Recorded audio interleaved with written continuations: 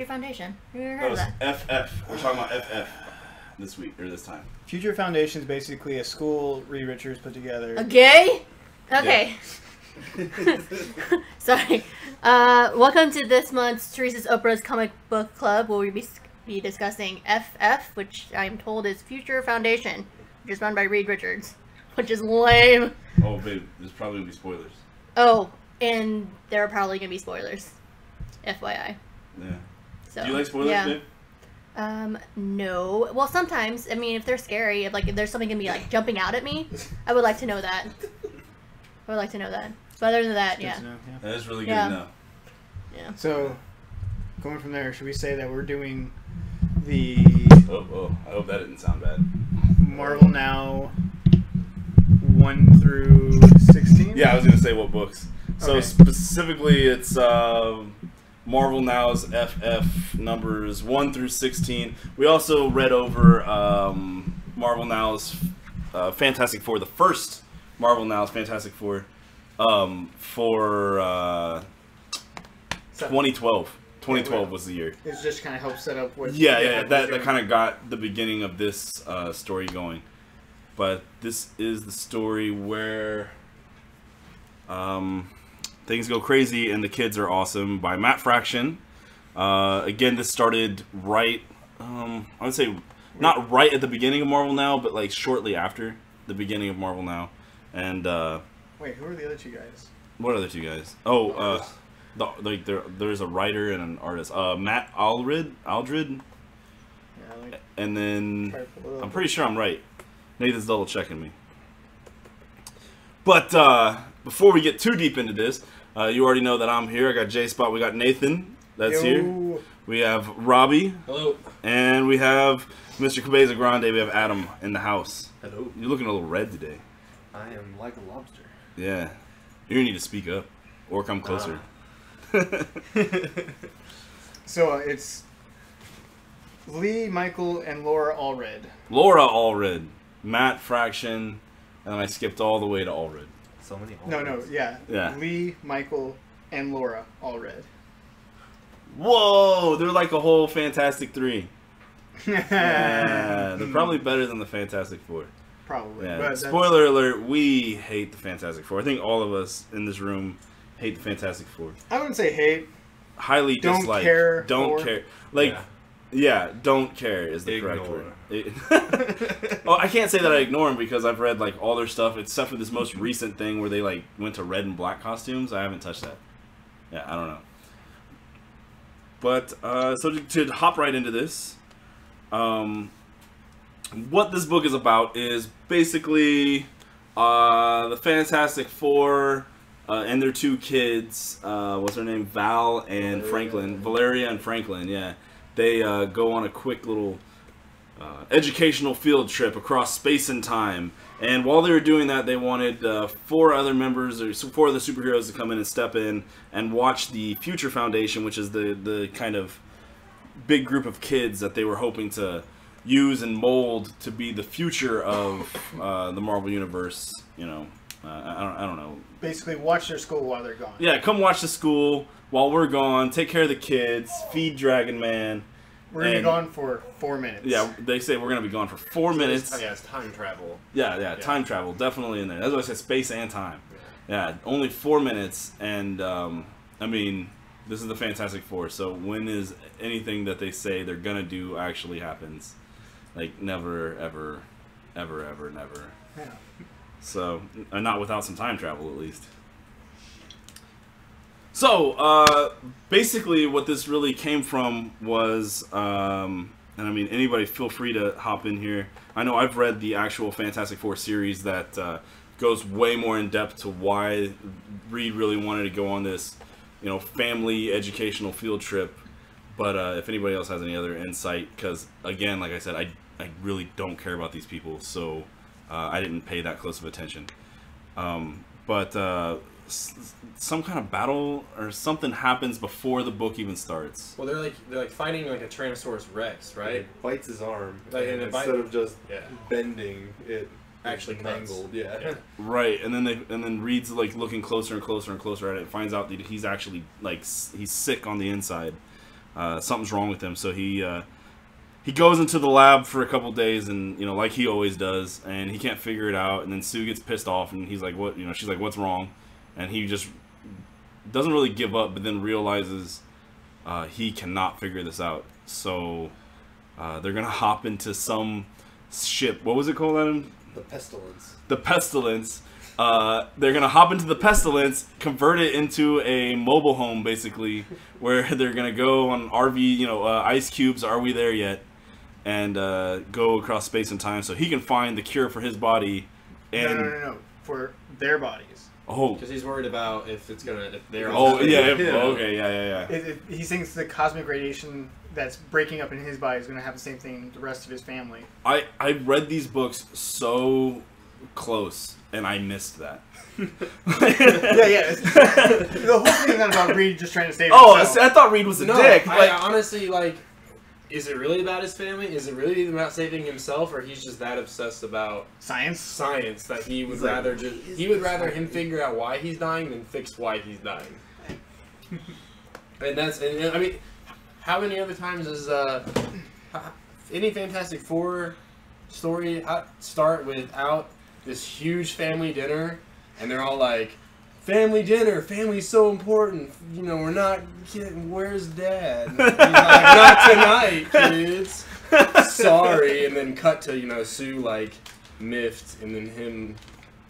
Oh, I've been on a 72-hour science binge or whatever. But anyways, Yeah. every single story. Every single one of them is like that. Yeah. But so they go in there.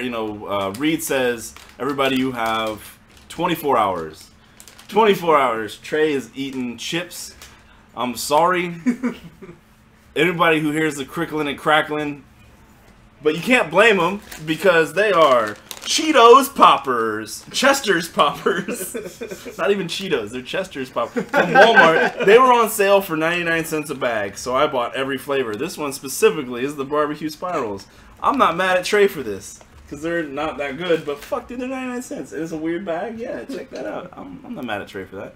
Anyways. Yeah, let's cut that out later. I'm not cutting that out. It's staying. You can cut anything out. I don't cut anything out.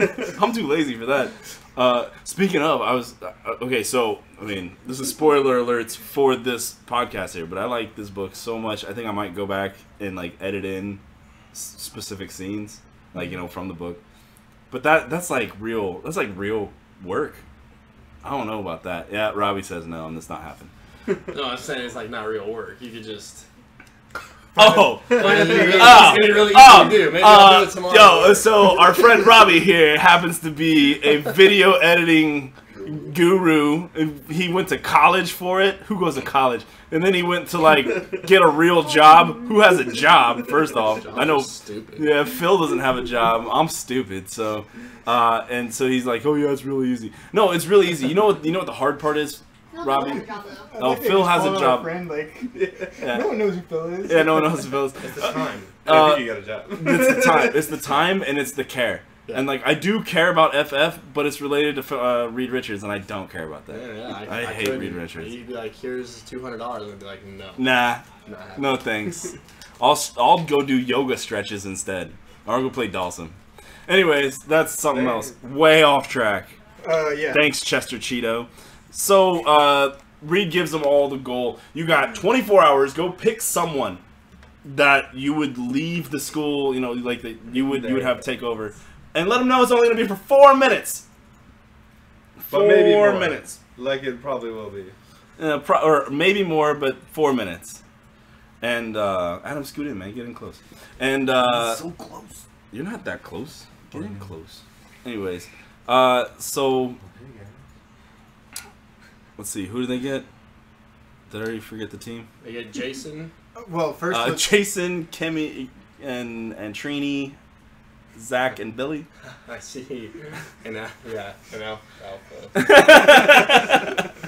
Jason, So, who the fuck is Jason? we have the thing. Isn't he? No, it's Scott. Scott. Scott Lang. Sorry. Yeah, well, I was going to start with, at least, the thing went and found She-Hulk. Oh yeah. So, that's who he chose. We have Sue Storm went and chose Medusa. The Inhuman. Queen of the Yeah, Inhumans. Queen of the Inhumans. Then we have Johnny Storm, who chose Darla, who was made up for this comic. Yo, I'll touch back on that later, yeah. And then we finally have Reed Richards, who chose Scott Lang, a.k.a. Ant-Man. Yeah. Because he's going through a tough time where Doom killed his daughter. And Reed's like, hey, watch some other kids. That'll help cheer you up. You're super sad, so babysit these kids. You'll feel great. Hey, you're the token smart guy. Yeah. Alright. You're the man. You're a smart guy. I'm a smart guy. We're both superheroes. You both use outwit and perplex on a normal basis. You make the team. Carry on. It's exactly what it is. But Does the Scott Lang Ant-Man have an outlet? What's up? Does the Scott Lang Ant-Man have an I don't outlet? even think they have a Scott Lang Ant-Man. yeah, they totally do. They're like I think we have it. Oh yeah, he does. Okay. But he can only. It's a weird one though. It's like he can only Yeah, use he it should. on, like Using the. other. It's either other outwits or only on some power. Okay, so it's So stupid. yeah. Yeah. Oh yeah, it is. It is like if someone else does it or something like that. It's a weird. It's a. Alright. Yeah, anyway, Hero Clicks. We'll come back to Hero Clicks because we are coming back to Hero He's Clicks. useless. But so Scott is. I think Scott is actually a cool call, and this comes back around to kind of like why we wanted to do this story, and it's because it actually has Scott, because the Correct. Ant-Man movie's coming out. I'm sure we'll touch on that more as it comes along because actually he turns out to be pretty cool. And like we've said with everything else that we reviewed so far, Matt Fraction is good at personal stories and character development. He's Character better with development smaller of characters. Terrible characters. yeah, he's really good with the B-list characters. And B-list Ant-Man is one that they really expound on in this story. So hopefully we'll show that off pretty well. So let's see. Sue Storm got Medusa. Fun choice. Yeah, I think it's a good choice. I think it's I called it earlier the kind of spice in the soup, because she's someone who's been a villain many times. She's a bitch. Like she doesn't care at all. They call it a queen. She's a queen. Oh, she's a queen, right? Yes. She's a woman with power. That's not nice to say. And you're the one that started it. You're the one that put that in my mouth. She's bossy. She's bossy. She's bossy. She's not used to not getting what she wants. Yeah, definitely not used to that. But she's a very powerful lady, just like Invisible Woman is. She has like a huge, giant red hair. A red hair. She has a glorious flocking mane of red hair that controls as if it's like Dr. Octopus's arms. But imagine like each strand of hair she has. Kind of like a head full of snakes. Yeah, like a Medusa. There you go. Oh, We got a thanks. connection. Okay. Yeah, thanks for bringing that back around. There you go. And yeah, so I think she was kind of the oddball, or well, I guess I can't really call her an oddball because we have like Darla in there, but I think she was kind of the wild card, if you will, because she's not necessarily the one to trust, because you know how the Inhumans are when it comes to humans. Either way, she respects the hell out of Sue Storm and decides to come down and babysit the kids for 4 minutes. And after that, we have the Thing chose She-Hulk, which I think is an obvious choice. She's been Fantastic Four before to fill Thing's position. When Thing went to the Avengers and then left the Avengers, but they still wanted Thing to be on the Avengers, they picked She-Hulk up to take his spot. And when Marvel vs. Capcom 3 was like, let's use Thing, they were like, fuck that, let's use She-Hulk. So, she's a way better Thing, and she doesn't talk stupid, and she's a lawyer. So, she's smart. Yeah, she's smart, and she can handle the kids. Yeah, and she's my favorite character of this book because she's still She-Hulk no matter what happens throughout the whole book. True. Like, so of all of them, she felt like, I'm here to babysit for as long as they need me, and that's it. Like, that was the only thing that changed about her life. Like, nothing else was heavier. There was nothing else weird. She's just like, I'm here helping some friends out. I've done this before, not a big deal. Well, I mean, I've got to say, she's the most superhero of them. Like she's the most, you know. feels Yeah, most no, composed, she the really least is. Like, baggage. it's, Yeah, least of all- baggage. Of all the B level characters we have in this book, she's like the B plus Yeah. of the group. So yeah, She-Hulk. She's the top tier shitty character. She was not overwhelmed once. Not once, yeah.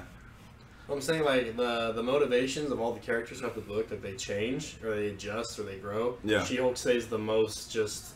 I'm She-Hulk from A to Z, But- she doesn't change. So that sounds kind of lame, like when you say it like that. But you're totally right, and it's great. Yeah. Because it's not like she starts off like, you know, Insecure about my powers. Yeah, I'm 75%. Yeah. And I'm 75% all the way through, right? Yeah. She's grade A, good fun at the beginning. She's grade A, good fun all the way at the end. Like Yeah. she doesn't change. Like Yeah, she's What's not a the- background character. No, to compare it to Medusa, because she comes off as a queen, right. you know, powerful, arrogant, uncompromising. But, you know, as you get to know her throughout the story, you know, she gets mind controlled at one point, and you're like, start to question her. But then she takes care of that. She has a run-in with She-Hulk where She-Hulk, you know, flat out is like calling her out. Oh yeah. And she's like, She puts her hands on her. Yeah. people don't talk to me like this. And, you know, it was that kind of real moment for her. But then she also has, like, the motherly moments, and, like, with Impossible Man's kid.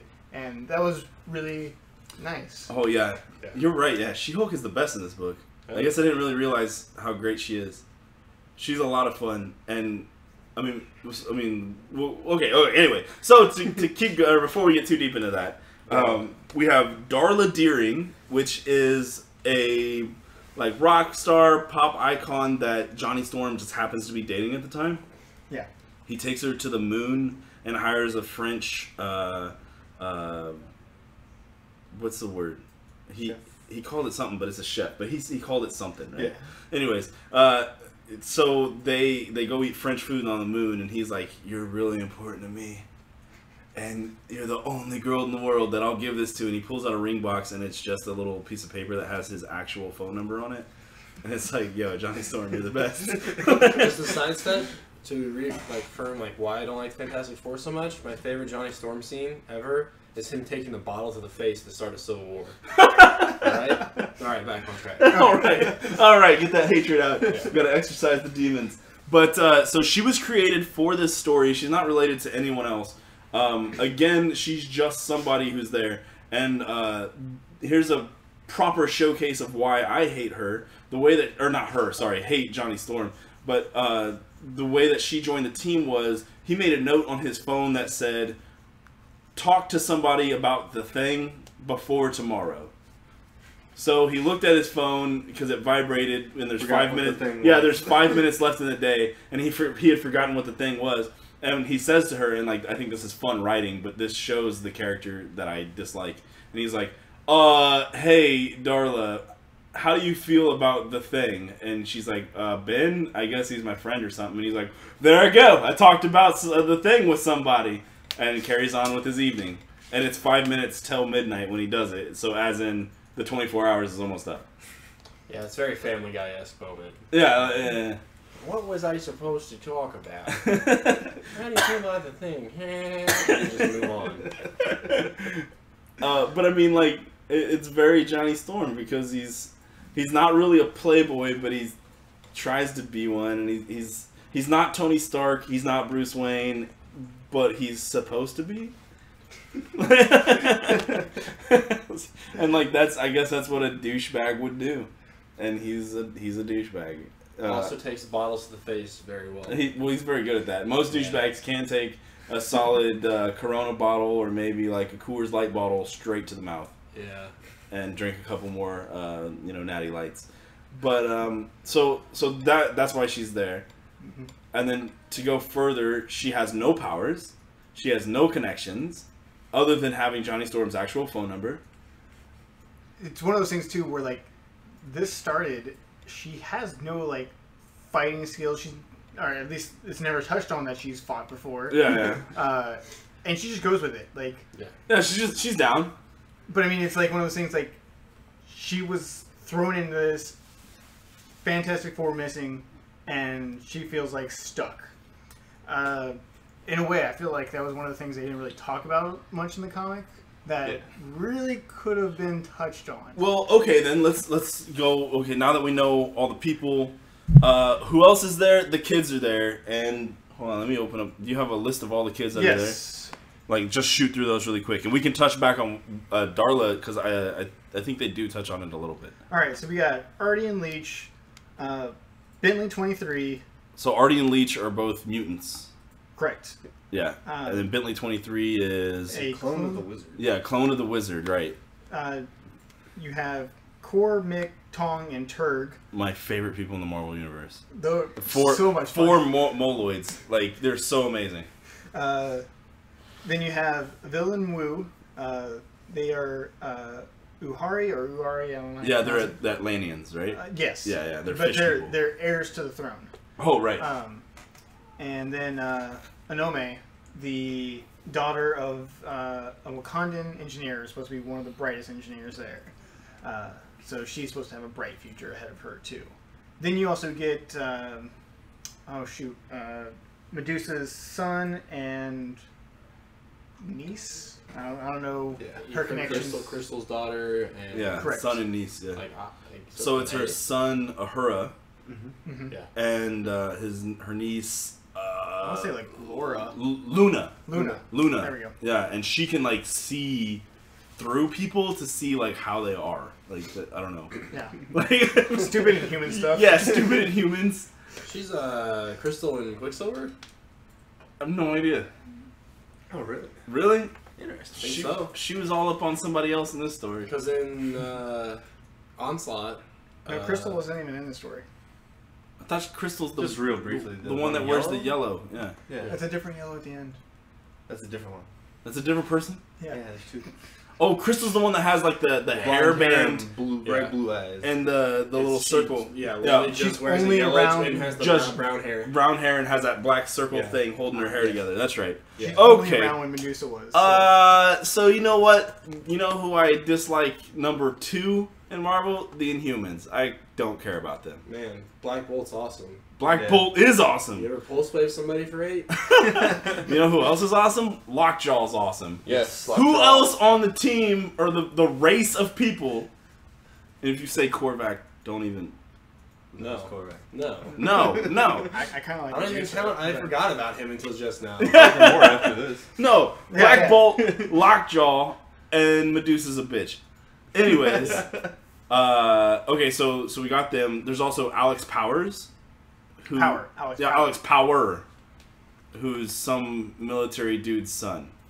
No power. Or no, and he has like gravity powers, right? Yeah, he has powers based on something. I don't know why he has powers. But he's the son of a physicist for the U.S. government. That's all I know about him. Awesome. Yeah. Powers over gravity, right? Yeah. Okay.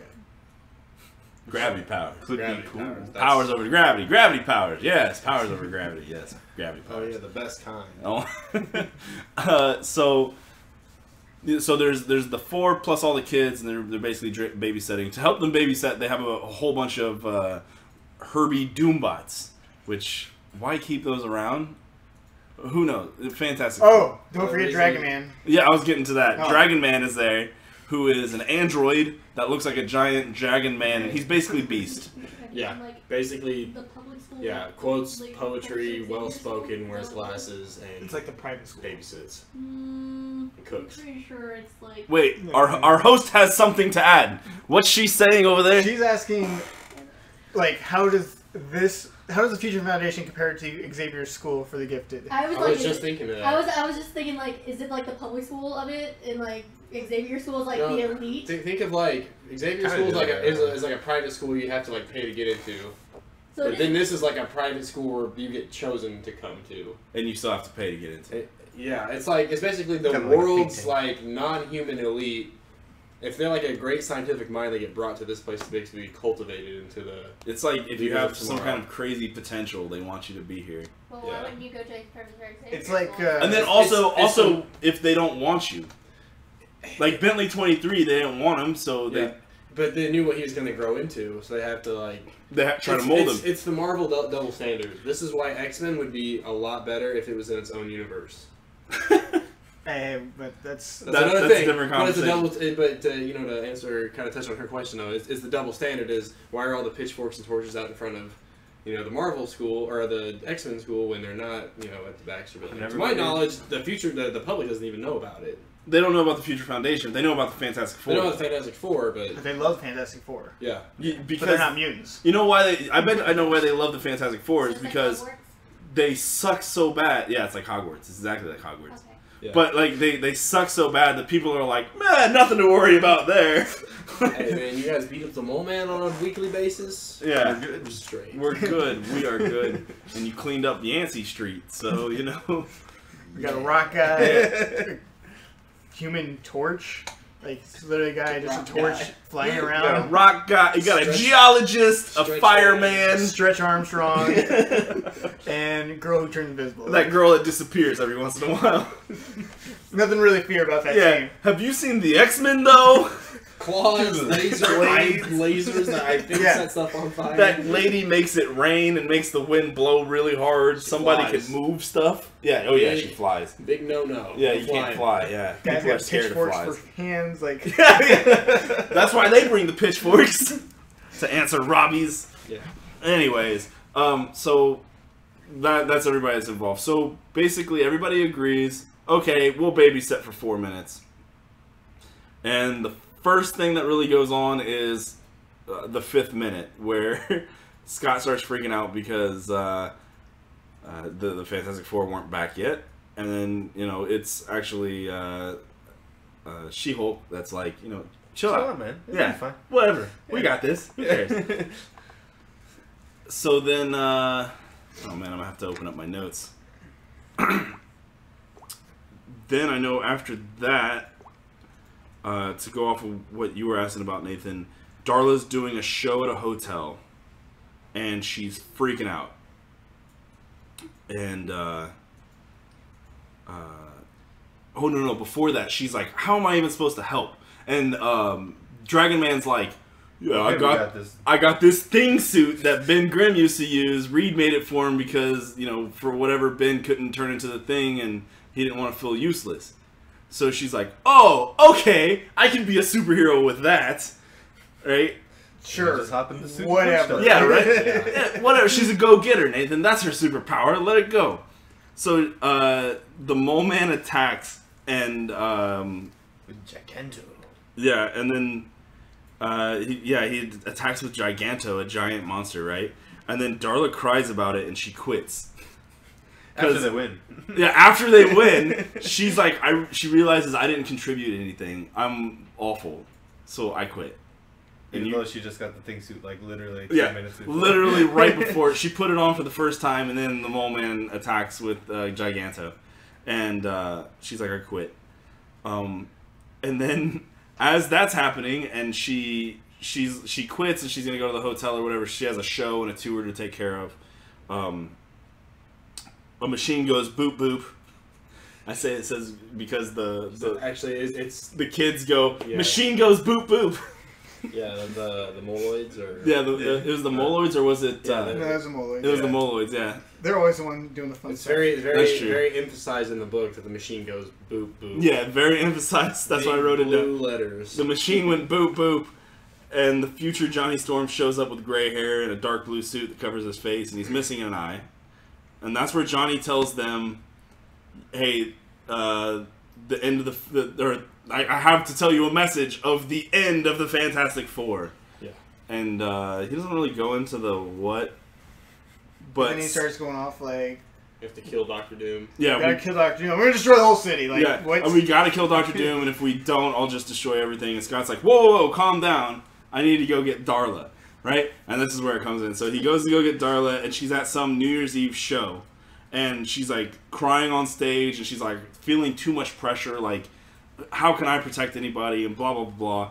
And then Scott's hiding in her room. He brought flowers to her room, and he's hiding in one of the flowers, and he has a handwritten note sitting there. And there's also one other package that was already in the room And Darla comes in and she sees the note and she's like, "Oh, that's so nice. I should give him a call. Oh, look, he left me a package." And he goes to open up a package. But then it's actually a bomb full of whipped cream. Or something. Yeah. From the Yancey Street. From the Yancey Street Gang. And Like, you Scott, ain't the thing. yes. So Scott hears it and he jumps in front of it, or like he goes big and jumps in front of her, and she's like, "Oh my god, what the hell is going on?" And she's like in a towel. The Yancey Street Gang bust through the doors and they're like, "Hey dummy, you ain't the thing. We saw it in the newspaper." And like, Speaking of newspapers, yeah, oh right. the newspaper articles are pretty good. They're kind of like the segue between events that happen in the book. There will be like one panel of like Fantastic Who, and then it'll show like a picture of like this new group. So anyway, it's like a reoccurring thing. This Right. Yeah, These it's in newspapers. almost every book. Yeah, and in this newspaper. And just so you guys are following along, we're about issue 3. Yeah, it's 3 or 4 right now. Yeah, we're at 3 because Human Torch shows up at the end of 3. Right. Because I met Right, yes. two. Four is the one where this thing with Darla's happening. Yeah, see, I think I missed. I either downloaded them incorrectly. I mean, bought them incorrectly, or something. 'Cause I missed. Because I was reading through the notes. I missed the whipped cream thing. Oh, it was a fun panel. Man, Either way, they like Scott shields her and they run after him and they have like this whole like chase scene, and it's actually kind of fun. And Scott's chasing him down the stairs, but she takes an express elevator because she has a key card because she's famous or whatever. Sure. Whatever. Yeah, sure, right? Like I She got paid this. for a penthouse. I got express elevators because I'm fancy. And she goes down and they beat him up or whatever. One of the guys gets away, but when they run out, it's the countdown for the new year is happening, and they kind of get dumbfounded by that, and they end up like having like a really romantic moment, and he's filling her in on why they need her still, and he's like, and the kids, they like you, and obviously the people know who you are, so you'd be good to keep our face up just in case they don't come back. And she's like, why would you say such a thing? And they're coming closer and closer, like they're gonna kiss. And then he's like, Johnny came back from the future and we have to go end doom. And she's like, right as they're about to kiss, she's like, say what? And like backs way off, like ruins the moment. Like, way to go, Scott Lang. And then it cuts back and they're talking about what they got to do. But I like this at the beginning, so I did like way more detail, or I remember a lot more of the details. So like, meanwhile, while this is happening, the Moloids are nowhere to be found, but they're actually down at the center of the earth or whatever, and they're talking to Mole Man, and they're giving him the heart of a star, and they kind of reveal there, because I don't know how everybody got there, but at least these, or in this little pane, they explain that they're there only because Mole Man asked them, if you guys can go above ground and go with the Fantastic Four, but you got to help me out. You got to bring me something. And what he wanted was the heart of a star. So they bring that to him, and they're like, don't tell us what you're planning on doing, because then we won't have to lie, because we're never coming back. We're part of the FF. We don't want anything to do with you. Don't ever talk to us again. And then so they're flying away in this little bubble, and they're like, man, was that harsh? That sounded kind of harsh. And he's like, or which one is the Torg? Turg? I think it's Turg. Turg. This is just a floating head, and he's like, I don't care. I hate him. Yeah, Turg. And they're saying all kinds of like hurtful things, and like, but they keep second guessing it. Like, oh man, is that too harsh? Oh no, it's okay. I hate him. And either way, on their way back up, they see Jen, or She-Hulk, carrying a huge hunk of metal, and they kind of fall in love with her, and they're like, oh wow, the Jen is just like the Ben. I guess they're really in love with Ben Grimm. And like, because they often say like, all things are for Ben Grimm, or for the Ben. So it's like, oh, the Jen. So they sneak into her room, and they have the newspaper article that's making fun of them. And they're like, will you autograph this for us? And she's like, what is this? And like, what's going on? And they explain like, oh, you're the best. And they're like, or she's like, well, you guys need to get out of here. I have to go out tonight. Like, what do you mean go out? And then they're like, oh, it must be for a date. And she's like, no, it's not a date. I'm just going out with an old friend.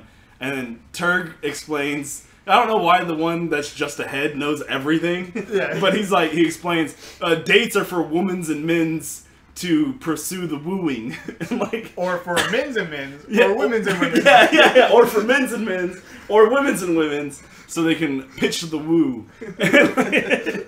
And then a date is a fruit. Yeah, a date is a fruit, and she's like, fruit, and you're like, oh, a date yeah. is a fruit too. And then they're also talking about fruit. Yeah, it's so good. But you know, she swears it's not a date, and then they all go, a date is a fruit, and she's like, whatever, kids, and they're like, it's definitely a date. So they go to Bentley, and they're like, teach us how to evil, so we can halt the pitching of the woo to our Jen. And like, I really like it because they immediately find something and like cling to it, and like they claim it as their own, and it's so much fun. You got the teach us to evil, and Bentley's like, yes, I get to be evil. Yeah, Like, yeah, teach us to evil. Like, I'm on, and like he's such like so. If you do pick this up, one thing I do like about this, and I know other people don't like it about these books, but the artwork in this one, the facial expressions are to die for. Yeah. And Bentley really reminds me of like Calvin from Calvin and Hobbes. And like he's just so much fun, and he's missing a tooth, and like the faces on him are so childish, and like that one in particular when he's like, "Yes, I will teach you how. Like I will help you." Yeah. Either way, they try to do some evil stuff while she goes on a date with Wyatt Wingfoot, who's actually just a human. He doesn't have any powers. He's an Olympian athlete that's helped the Fantastic Four as an animal tracker many times. He was also. I won a HeroClick Online with this trivia. He was also Reed Richards' roommate in college. Motherfucker, really? Yeah. How did I miss that? I got a limited edition figure for that. What figure did you get? Some LE Thor. From a long time Totally ago. worth it. Cool. Yeah. From Hammer Thor? Yeah. Yeah. It's not like prom. It's weird to have a Thor with prom. Yeah. But Legit. that's why I remember. I just remember that name. I was like, why do I know that name? Yeah. Because I cheated and Googled, Of course. his name to get that figure. I was like, oh, interesting. I'm like, congratulations. So yeah, I think he was like, to my understanding, he's like the Harry Osborn to Peter Parker. Oh. But he's like, But he's not evil. Yeah, he's not evil. And he can track animals. Yeah. He's part Native American. Yeah. So anyway, Medusa brings her son Ahura down to join, and he's an asshole, and that's the main reason why she brings him down. Then, kind of out of nowhere, Johnny Storm freaks out, and I mean, did I mention I don't like Fantastic Four? Because I don't think you have. I don't like Fantastic. There's a lack of bottles in these issues. Johnny Storm in check. Either way, Johnny Storm freaks out and starts burning up the city, and Scott interrupts the kids in class, they're all being taught by a Mr. Lumpkin, who just looks like a taxi driver or something, and he has a big T chart that says the birds and bees on each side of the T chart, and they're all looking like very intently. These classes were like some of my best scenes. Or Yeah, some of the best scenes. My anything favorite with the scenes. kids where like you just walk in on them is amazing, and like I definitely stress, like, if you're looking for something fun to read, you definitely got to read it. Or read this, because it's so much fun and it's so cute. Because the other classroom scene was later on they meet the alien that's known as Julius Caesar. Oh, we're getting there. We're getting there. I'm just gonna spoil it now. Okay, so spoil we it don't now. forget it. Oh yeah. Because I mean we're not probably not gonna talk about the kid scene Oh, okay. on that part. Oh, here, hold on. Their classroom is Our host, our vigilant host, is going to bed. I love you, baby. Yeah. Good night, baby. I might eat cereal, actually. She's not going to bed. She's eating cereal. Have fun. Yeah, enjoy your cereal, baby. So anyway, Get in here, fool. the alien known as Julius Caesar. Yes, I refer to him as that. Yeah. Well, that's what he is. He's teaching class Conquering 101, and I forget how he has it listed on the board, but it's like It's Command, Conquer, Divide, or something like that. Something so simplistic. Well, he keeps like messing it up because he's taking all these famous things that Julius Caesar would like known for, like the Vidi. oh yeah, he's saying it backwards. He like screws it up. Like there's always like one part he messes up, and I was The guy's calling him out like, wouldn't you beat me first? yeah. Okay, so anyways, Mr. Lumpkin's teaching them about the birds and the bees, and Scott comes in and he's like, "Hey, Uncle Johnny's burning down the city, so we're gonna go calm him down. And if any of you guys got any ideas, go to Dragon Man and have him give us a call, just in case, because you guys know him better than we do. But you stay here. Yeah, but you all stay here in class, and we'll be back." And Bill and Woo, the two fish kids, look at each other and they start like making these vibrations. You know, and it's just like whatever. And so then it shows them fighting, and they take down Johnny Storm, and they calm him down just for a second. And then he gets pissed off again, and he's about to like flame on. And as soon as he does, this giant monster comes out of the bay and just does like a belly flop. Epic tidal wave. Yeah, epic. It wasn't even a tidal wave. It was just like a splash. Yeah. A big splash came out and like just put Johnny out. And then it also put out all the fires he had started. Oh yeah, that's right. It cleaned up the entire it city. Kind of like. The wave looks like that's going to do more damage than good. Yeah. It just kind of fell on Johnny and kind of just fell on the fires. But the day was saved. Yeah, the day was saved. And then their parents come up and they're like, "Hey, you guys can't be getting them into trouble." And they're like, well, they saved the day, so they're the best. And whatever, and it's all cool. And then everything's literally just back to normal. Is this the line where he goes, "Hey, what are the fish kids doing?" It's like, "We're not fish," and then why is the other one's running? He's just like racist. Yeah, yeah.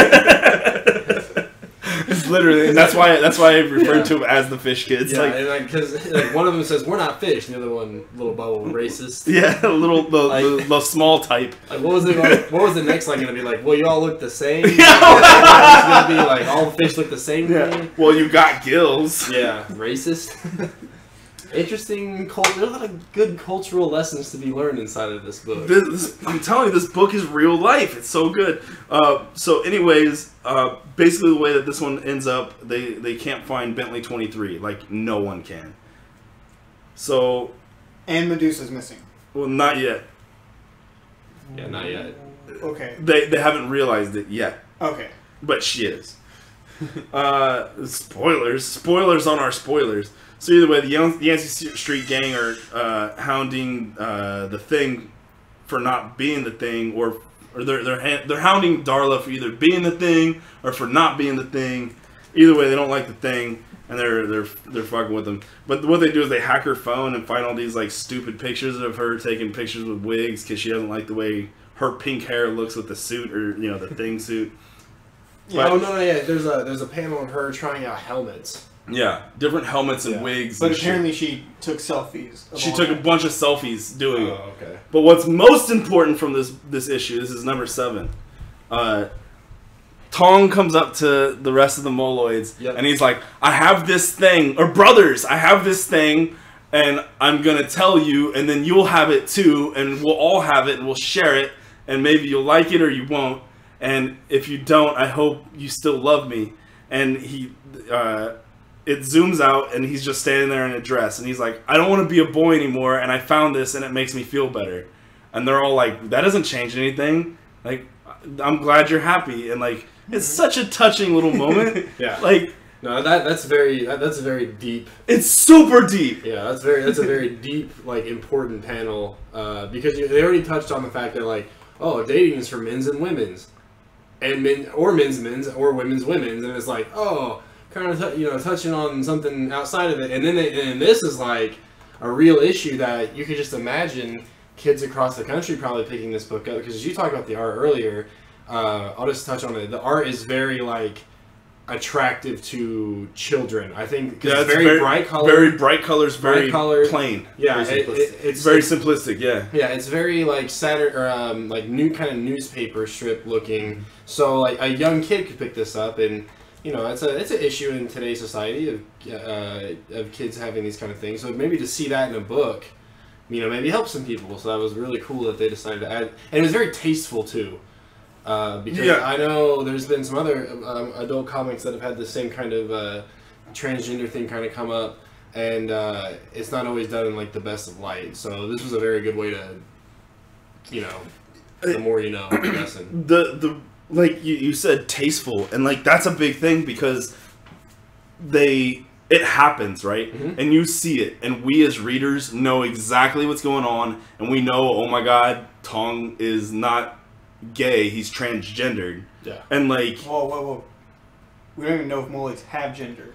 See, Okay, so that's another thing that I was yeah, exactly where I'm going with this, because they don't touch on the gender at all. They're just like, you have this new thing, the dress, we assume, right? But then you say boys wearing dresses, what's that mean?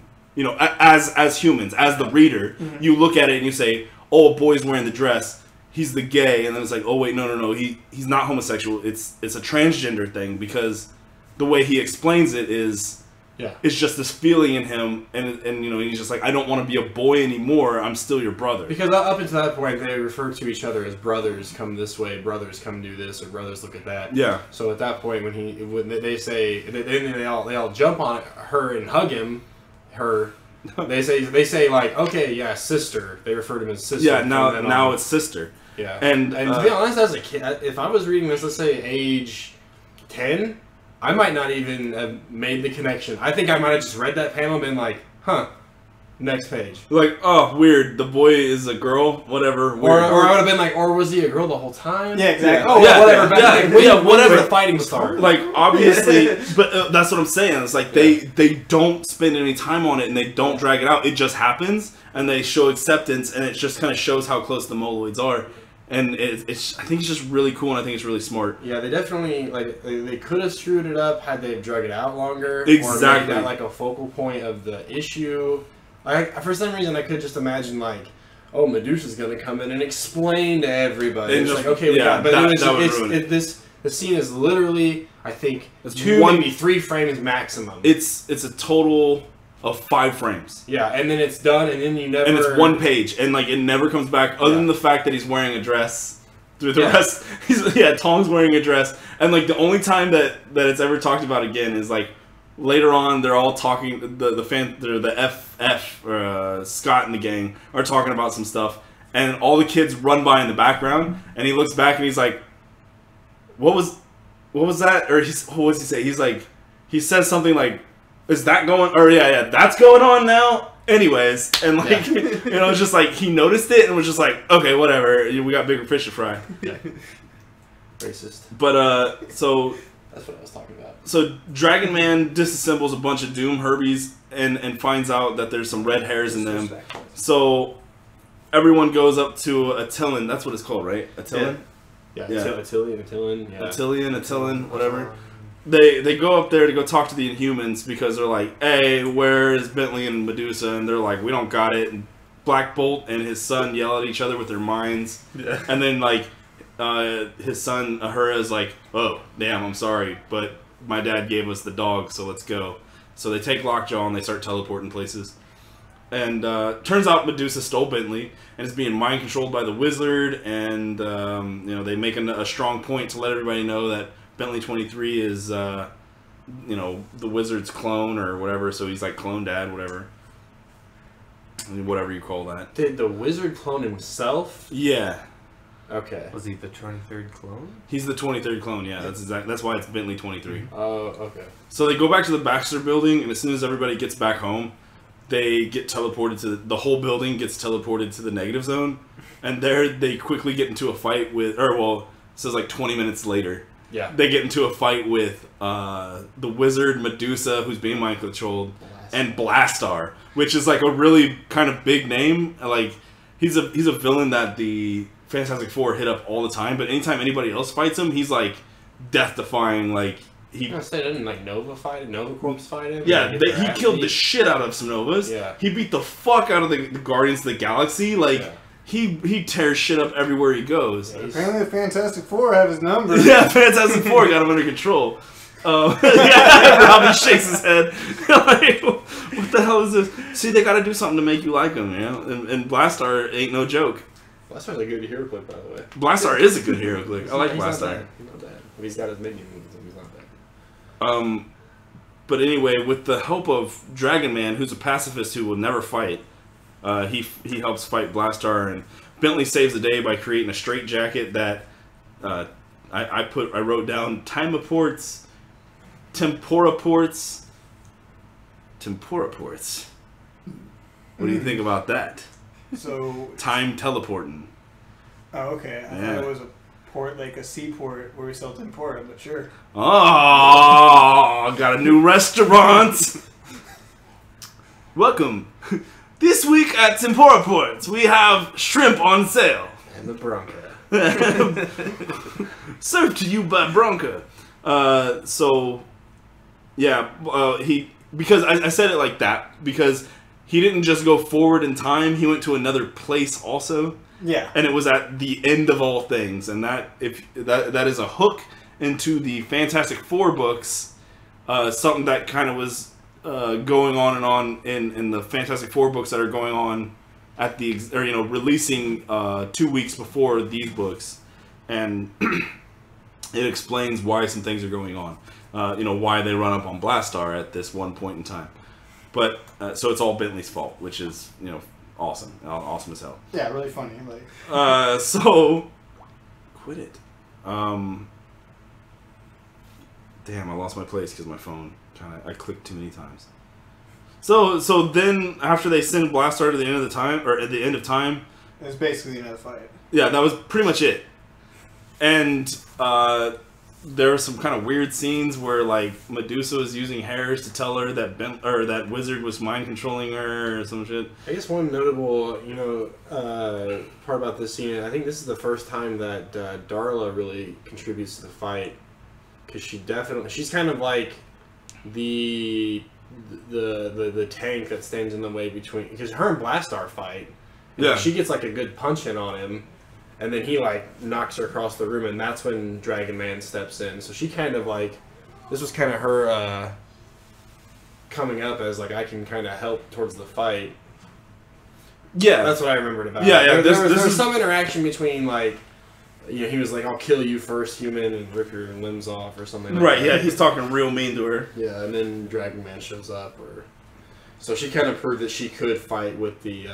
She doesn't have the rings yet, does she? Not yet. No, okay. She gets those later. Literally a little bit after this. She gets where the suit got blown up. Yeah, the first time suit. The first time the suit gets blown up, and then they make another one, and then he comes up with a way to take it off and put it right back on and stuff like that. So if it ever gets blown up again, you slam the two rings together. Thing rings, do your thing, and that came from one of the Fantastic Four cartoons.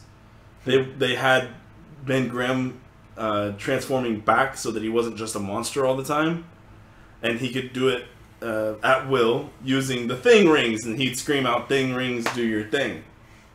Action figures. There you go. You gotta sell a Ben Grimm, and you gotta sell the Thing. That's right. Just like Darla, action figures. I like Darla. I don't know. She's stupid. Pink hair and pink hair, girl, man. a pop idol. That screams please, girls buy our stuff. It's this is how you should have done Dazzler. Way to go. Yeah, good job.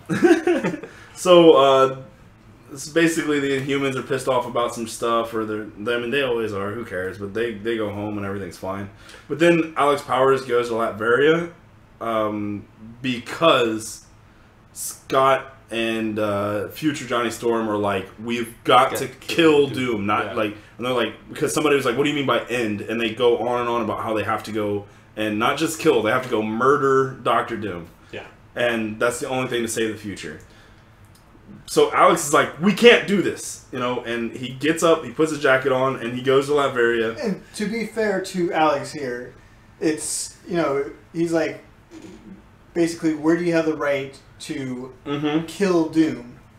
Aren't you a superhero? Yeah, he compares them to Doom. Because along with this is, the kids, not undermining Scott, but kind of questioning him about his history as a thief, criminal, and questioning, you're a superhero now, why?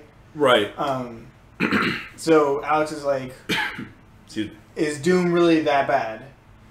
And, stupid naive boy, but yeah. It's a reoccurring theme, is Doom really that bad? And that's always what they pull on with Doom's character, is he's a bad guy that you're supposed to feel sympathy for what he's trying to do, but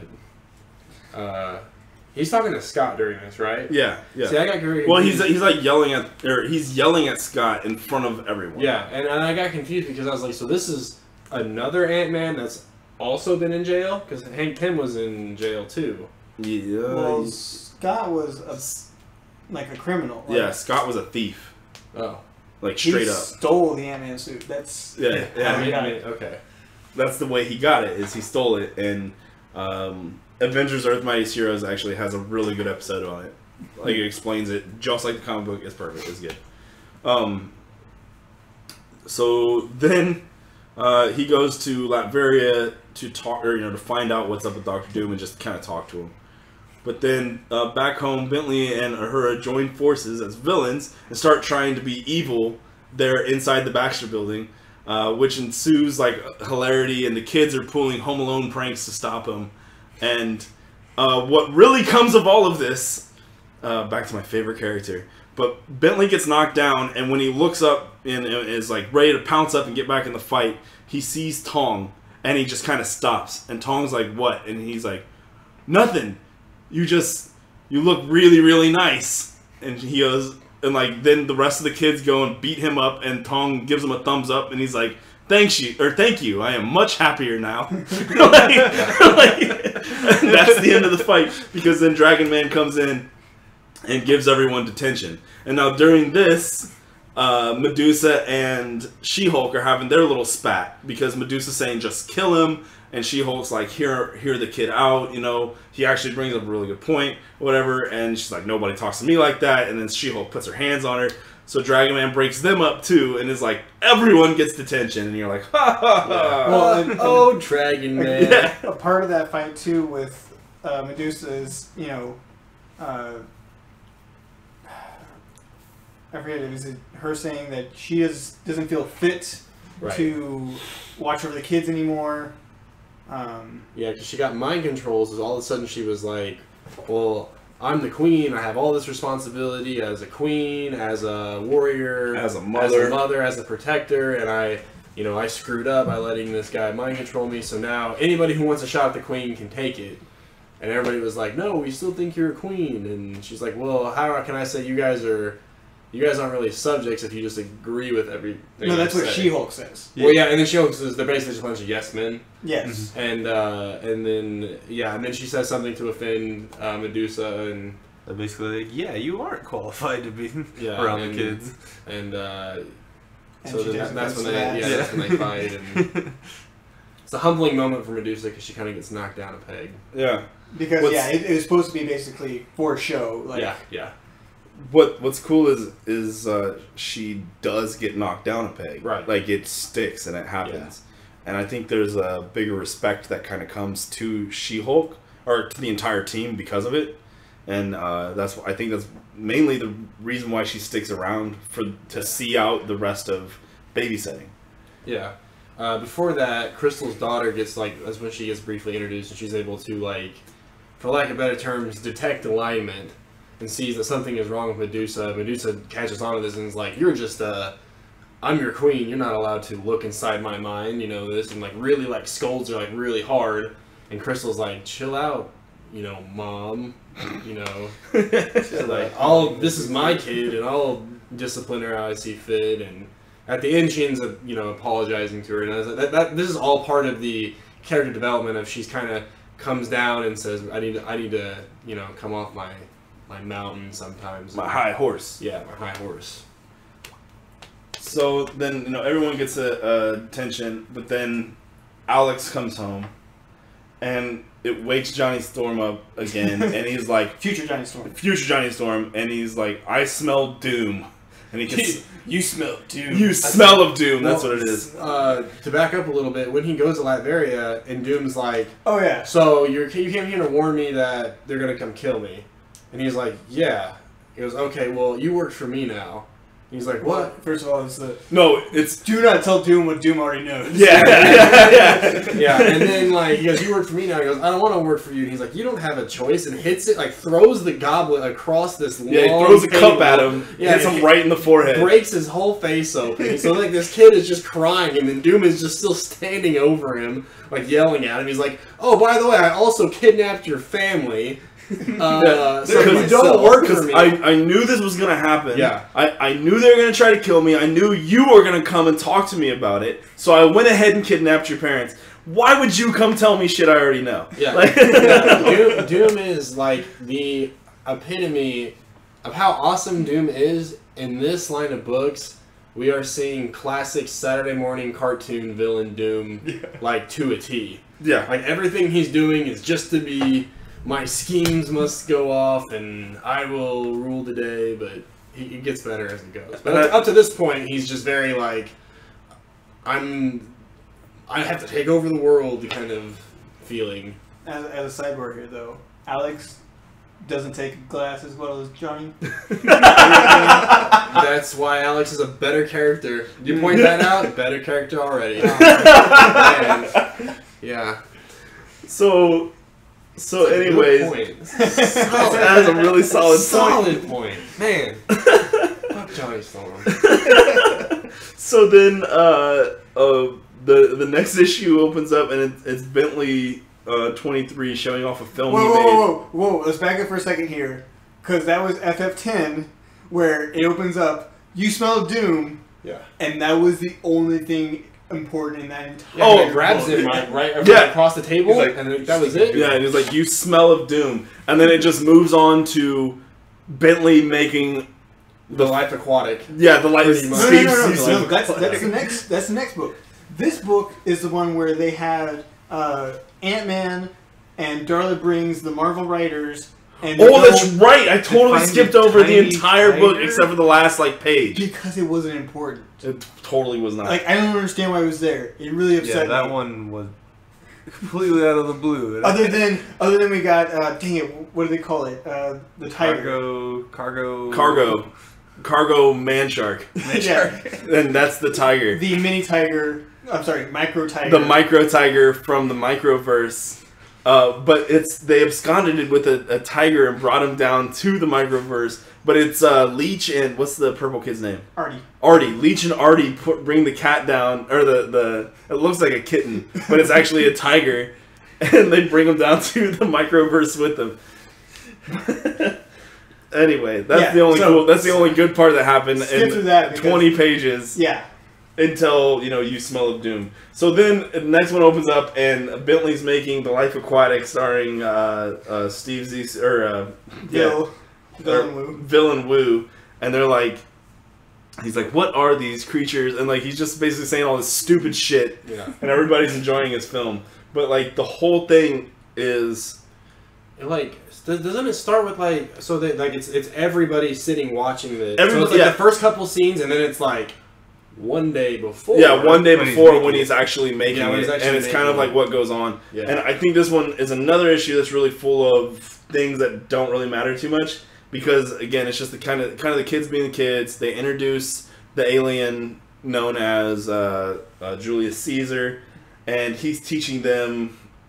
Oh, man. He's teaching that the Fantastic Four helped me. Yeah. Helped me get to where I am now. Yeah. So I want to help the Fantastic Four. Machine. Oh yeah, and I have a time machine. And that's what he's saying. So I want to help them. I know they're lost in time. Take my time machine. Right. Yeah, that's the big thing. And then Scott's like, well, while you're here, why don't you teach him a few things? And that's where he does Conquering 101. Yeah. And I don't even think it's that. I think he volunteers. Don't worry, while you're gone, I'll help take care of the kids. Yeah, there it is. Yeah. And so that's why he's teaching. Oh, and then I did make a note here. It says, then there's a bunch of stupid shit where the writers go down to the Microverse and Uhura goes up on the roof because he's a badass. And that's where badasses go to eat sandwiches. And then Alex joins him to drink his Starbucks. And then Tong and Anome join. And then Bentley joins. And then there's 5 panels of awkward silence. And then Alex goes, does anyone know anyone that's killed anyone? So they go to Attilan to talk to the only person they know, which is Maximus the Mad, who happens to be Uhura's uncle. And then they play 20 questions with him. Yeah. They end up losing, and they're trying... Tong asks the question... Or no, Mick asks the question, are you of natural substance that is of reality? And he's like, no. And they're like... And he's like... What? That's not fair. What could you be? And he's like, okay, now you're down to 14 questions because you just asked so many. And she's like, or Mick's like, and then he's like, Are you cheating? Yeah, are you cheating? And like, okay, you're counting them down. So the kids all go crazy, and then the final one, Tong's like, are you a statement or feeling? And he's like, yes, but you're out of questions. That was your 20th question. And they're like, oh, so then what are you? And like in exchange for losing 20 questions, they had to free him. So they pulled or free him from his jail cell or whatever. So Ahura pulls the little lever to open up the gate, and he walks through, and he's like, I am free. And it's like, ha ha, ha ha ha. Yeah. 3 pages of 20 questions to say that you were free. And, next time. Either way, the kids sneak Max back into the building, which has a really funny scene. And it taught me a word, too. Clandestine. Clandestine. Clandestine. Right? I've never heard that word before. Fuck, I don't know. I'm not good at Sneakily. Yeah, it means like to be sneaky. And they're all like walking, or like Ahura and Max are walking like they own the place, walking through the Baxter building, but everyone else is trying to sneak and like peek around corners. And then like Bentley says like, how can you call this a how do you say it? Clandestine. How do you call this a clandestine operation if you're not clandestine? And I had to go look it up. Yeah, it's like clever sneaking, I think, is what that is. I did look it up. It's associated with spies a lot. I don't have it open. Anyway, like Google. I think it's like if you were to like propose to a girl, with the ring in the wine, that's like a very clandestine way of doing it. Cleverly. It says kept secret or done secretly, especially because illicit. Yep. So like smuggling. Yeah. Smuggling. Kind of. Yeah. Spying. Sneaky. Yeah. Okay. Metal Gear. All right. Well, there's your word of the day. Yeah. Anybody listening? It's half the battle. And then the team of the Fantastic Four, Scott and the gang, have a little tiff with the Impossible Man. And it turns out that he was just trying to get them to pay attention to him for a second so he could ask them if his son could go to school with the rest of the kids. And they're like, oh, sure. Like, you caused this big tussle, but we're cool. Yeah. Well, I mean, you didn't really, like, cause a tussle. They jumped into space and time, and he's like, hey, wait a minute. Yeah. Yeah, I guess that's true, yeah. That's what they get for jumping into space and time, and he notices these things. I really dislike Impossible Man. Sure. Okay. To me, he's like... he's a villain. He wears green and purple. Right. He's Mixoplex... Yeah. But because when he's introduced during Thanos Quest with Silver Surfer, he was like so unnecessary. Like, I know he was... It was like you're getting introduced to all these like... He's Freakazoid. You're getting introduced to all these giant entities in the Marvel Universe. Yeah. And it's like, wow, you gotta respect the Tribunal and Galactus and all of these Celestials and all these giant, above reality powers. And they stick this guy in, who's like, on the same level as these people, but really wacky and off the wall. And I was just like, we just skip this. When he showed up again, I was like, damn it, another reason why I just really liked Fantastic Four. So anyway, his son doesn't really feel like he fits in, so the kids try to help him out by like trying to bring him games and stuff to play, Parcheesi. Oh wait. Sorry, we skipped over actually talking to Impossible Man's son. Adolf, thank you. Adolf Impossible. Because that's the moment where Medusa has like that motherly moment. Yeah. Oh yeah, and she hugs him in the library with her hair. Right. She's like getting ready to choke them all, like with reality. Yeah. Like he gets like startled because he's reading a book. He gets like startled and then like he's scared, so he's going to kill them all, or he's like starting to crush them like reality bosses. Yeah, he's doing something where he's like making the library like bend weird and fold around them, and they're like getting crushed and she basically said, "If you're one of my children, I will protect you." Yeah, because that's what mother does. Yeah, and that's her first redeeming moment after the tussle with She-Hulk, where she continues to grow. And she has one in the pool, but I don't know. I guess I didn't really make any notes about her because I don't care. I don't like her. I don't know. I left out all the notes about her because I didn't mind her. Like one thing, I'm just gonna point it out. I just don't like redheads. Racist. Just because, just to keep in line with the graceful side of this, I don't know why it stuck out to me. Like when she takes off her robe at the swimsuit, she's wearing like a one-piece swimsuit, and actually kind of looks like she's drawn like a middle-aged mom. Like she's not like, you know, curvy, sexy. Yeah. And if this book had been printed any other time prior to this, she might have been drawn like that, and something would have been so like, not only two-piece. yeah, exactly. Not only that, but it reinforced the Jen looks like that too. Like Jen looks like muscular. She looks really sexy. broad. Yeah, she looks like wide shouldered. Yeah, she looks like bodybuilder. Yeah. She looks like She-Hulk, and I thought that was a nice touch for them to draw her like that, because it was continuing that motherly, you know, moving on. Maybe she didn't have this fall from grace. Maybe she still been like, I'm the queen, I'll wear whatever I want. You know, nobody can. Anyways. But at the same time, I thought that was a nice touch. She understands that she's a mother, Yeah. or she's watching over kids. You know, she's not trying to show off to anyone Right. at this pool party. Yeah, it's Just weird. So I mean, that was like a small detail about her, but No, no. That's more about It the is author good. and illustrators. You know, yeah. Kind of, I think pat on the back. that's a Yeah. good thing to point out. Yeah. Character. So either way, the kids try to make him feel better by like playing with them, and then they tease him, and then finally they show him some comic books, and he's like really interested in that. But then he doesn't like he starts chilling out, but it doesn't last very long because he finds out that his dad is a bad guy, because they're explaining like good guys are primary colors and bad guys are secondary colors, and they're pointing out like all the different things. Yeah. Which the side note here, in the Marvel universe, Green and purple. the Marvel Comics company exists and makes comic books about the superheroes and like sells them so that kids can read them. Right.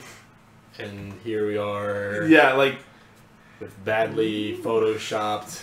oh yeah, really badly photoshopped badly covers. photoshopped covers, like The Marvel universe. they're like, here's Fantastic Four issue number whatever, first appearance of Impossible Man. Yeah, and they're like, see how he's a bad guy, and like so he gets mad, and then looks at a comic and sees the Rhino, morphs into the Rhino and starts chasing all the kids around, and while he's chasing the kids around, he sees Luna watching anime. Yes. And he About stops and he looks at it. Yeah, watching anime about the Marvel Universe.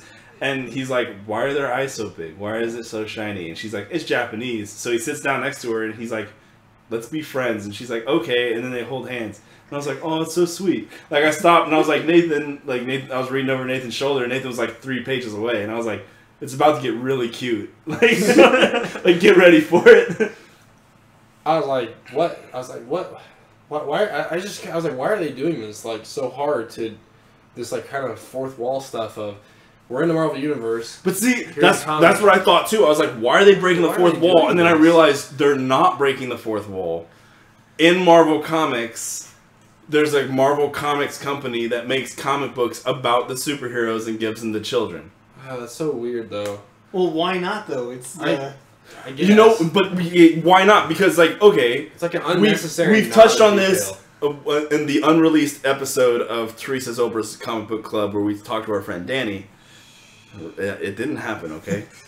Especially the shit we said in there. We're not releasing that episode. Unless you buy the special Blu-ray collector's edition. Yeah, $8.95 subscribe. But like, we talked about how comic books are basically the mythology characters now, right? But if you look at a generation before, mythology characters aren't just mythological characters, they're basically religion, right? In Marvel Comics, all religions stand. So if comic books are today's mythology, some people could look at them as religion, thus it must exist in the Marvel Universe, or else they're missing their own point. And like, and that's a strong point they push if you read a lot of the different comic books. Like, all religions are represented. So why wouldn't the religion of comic book readers be represented? So Marvel in the Marvel comic books company in the Marvel universe, are they also the ones that put they also publish Batman? There's a couple times where Spider-Man references. It's in like, I don't know, Spider-Man saves 2 kids and they're like, thanks Batman, and he just like stares at him like, you know, what? And I was like, there must be a DC. And even though... I can just imagine, like, Stan just being like, it's my universe. We invented Batman. Yeah, there's only one comic book company. Yeah, there's only one. And we did it. We did it. They also call me Bob Kane. What's really cool is Superman. Yeah. Really good idea. That's mine. I did that. I did that before you guys did. The comic books say so. Yeah.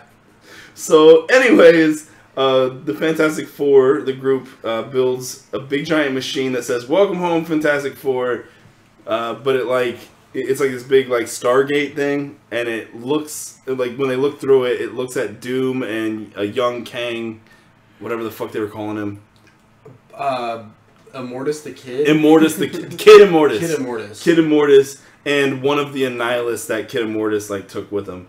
And it's like a two-way street because they can see it too, so real quickly, Scott shrinks everyone, the Fantastic Four and all the kids, and then the Impossible Man teleports them away to Uaru's house, up on the moon, and Scott pulls out an ultimate nullifier on Uatu and then ties him up using like clothing line. Clotheslines. And then it turns out that Uatu's not alone. He's actually on a date, and there's a chick watcher there. I'm sorry, it's ultimate nullifier. Yeah. Okay, so was it the ultimate nullifier, or was it like something he thought was the ultimate nullifier, and the watcher was just like, okay, dude, we'll play along? I don't know. I don't think you're supposed to. I don't think Scott's that dumb. But I think it was an easy way out for the Watcher to be able to get involved because he said, "Oh, he had an ultimate nullifier on me. What was I going to do?" And even the chick was just like, what? Like, what is Ultimate nullifier, oh my god. It's ultimate nullifier. Oh, the ultimate nullifier. Ultimate nullifier. Well, I think it was because he was holding it like a gun, but he was going to use his thumb to press the button, and that's how you know it's the ultimate nullifier, because it has a stupid trigger, because Reed Richards made it. Well, I mean, I thought they were coming from Galactus. Whatever.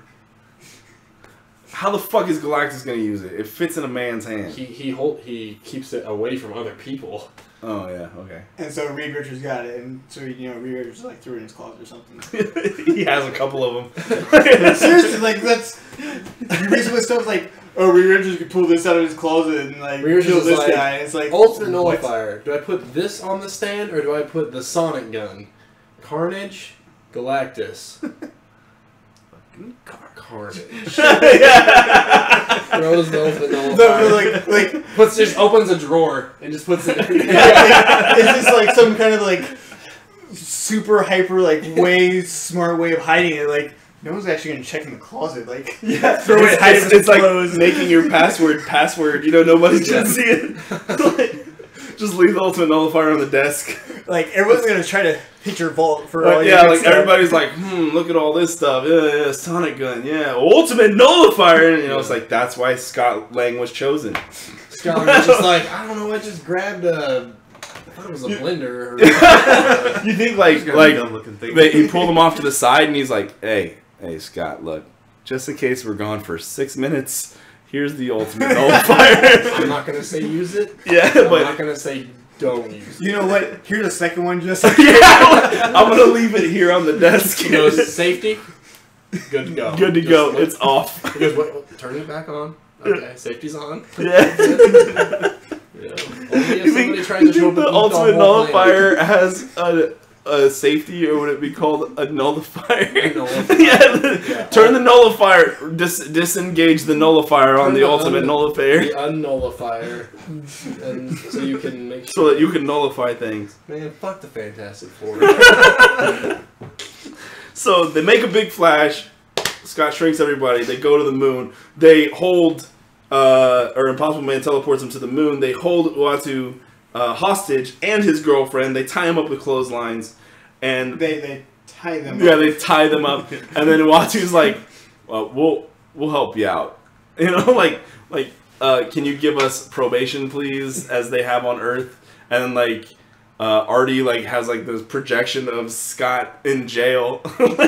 Scott looks at it and he's like, yeah, we can do that. Kids, why don't you guys go play in the backyard? So they're like, we're gonna go play in the backyard on the moon. Blue area of the moon. Yeah, so they go have a good time out there, but then they find this machine that just makes bananas, and they're like, this is the worst. And then it's either Korg or Mick are standing there, and they're like, it only makes bananas. It only makes bananas. And it goes over to Tong, and Tong says, like, quote, like he's looking at the ground and he's stomping his foot and he says bad words. Yeah. Specifically bad words. God, that is such a Spire fan. Man, just because he was just like, bad words. Yeah, bad son of a words. bitch. Like, bad words. I was kind of hoping that there was going to be some nod to, like, I don't know, some, like, off-color joke made at Jean Grey's expense, because this is where she got killed.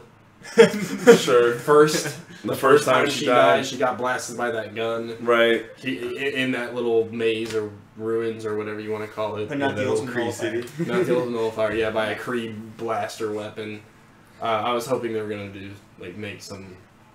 gross. Somebody died here. What's that smell? Yeah. Smell burnt flesh. Dead bird or something. I don't know. So then they go and find multiple red ghosts. That's that villain, the old man. And there's like different versions of him throughout time. And they basically pull shenanigans and beat up all He has of an them. army of gorillas? Yeah, that's what the bananas were for. Right? But like, that's racist. the Moloids... Towards the gorillas. The Moloids like go like ook and eek at the gorillas and then start trading bananas with them, so they don't beat them up, and that's how they kind of defeat all the different red ghostesses. Yeah.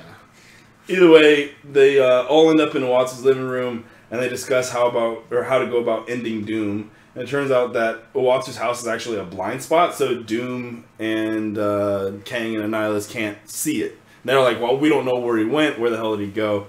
And during that time, that's where Doom starts. He takes that big like yellow orb or whatever, and, like puts it in his, or they put it in Annihilus, and then No, it's what Annihilus was looking for. oh, that's what Annihilus was looking for. When they find it, Doom puts it in his chest. Yeah, and then backhands Annihilus. Yeah, like, bitch smacks him. Yeah, across the room. Well, he's got his control rod, but only Annihilus can control it. So he took that power, so he can control the control rod. Oh, okay. I didn't really know. It was like a Dr. Mario pill. Yeah. And they just put it in Who his cares chest. about Annihilus? Yeah, it is very like oval, just kind of like. Best thing about Annihilus, it brought together the Guardians of the Galaxy. That's it. That's all I care about. He's got a really cool name for being such a punk bitch. Yeah. Like Annihilus is. So, I mean, okay, were you about to get to what Scott's doing at Uatu's house? You go for it. Okay, so you mentioned that they gather in the living room to discuss the plan to end Doom. Right. 'Cause- He brings in Sun Tzu. Well, no. Before this, it's he goes and he's studying Uatu's basically tapes of the past, Right. all his files, Right. and he basically sees his error that he can't kill Doom, he has to end Doom, Right. and what he actually meant by ending Doom, and so that's where his plan starts to change, and yeah, so right, but this part of the reader, as a reader, you're still saying, okay, they're still gonna go through with it, and they're still gonna kill him, right, until we get to what you're alluding to later. So they hire Sun Tzu to come teach the art of war to the children. So perfect.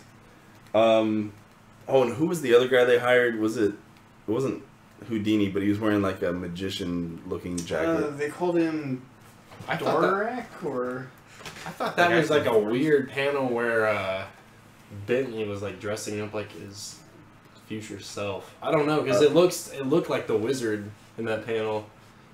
Are you talking about the magician they bring back? Yeah, the magician they bring back to like. Yeah, that guy. Oh man, I'm gonna have trouble finding. Yeah, whatever. So they have this Like- magician guy who doesn't matter anyways. Yeah. And so basically Scott's like, everybody go steal some robots. Everybody steal all the robots you can find. So they have like some other bad guy made robot versions of the Avengers. And it's like old school Avengers. So like Bentley steals those. Dragon Man makes all these extra thing suits. And they're going to be radio controlled.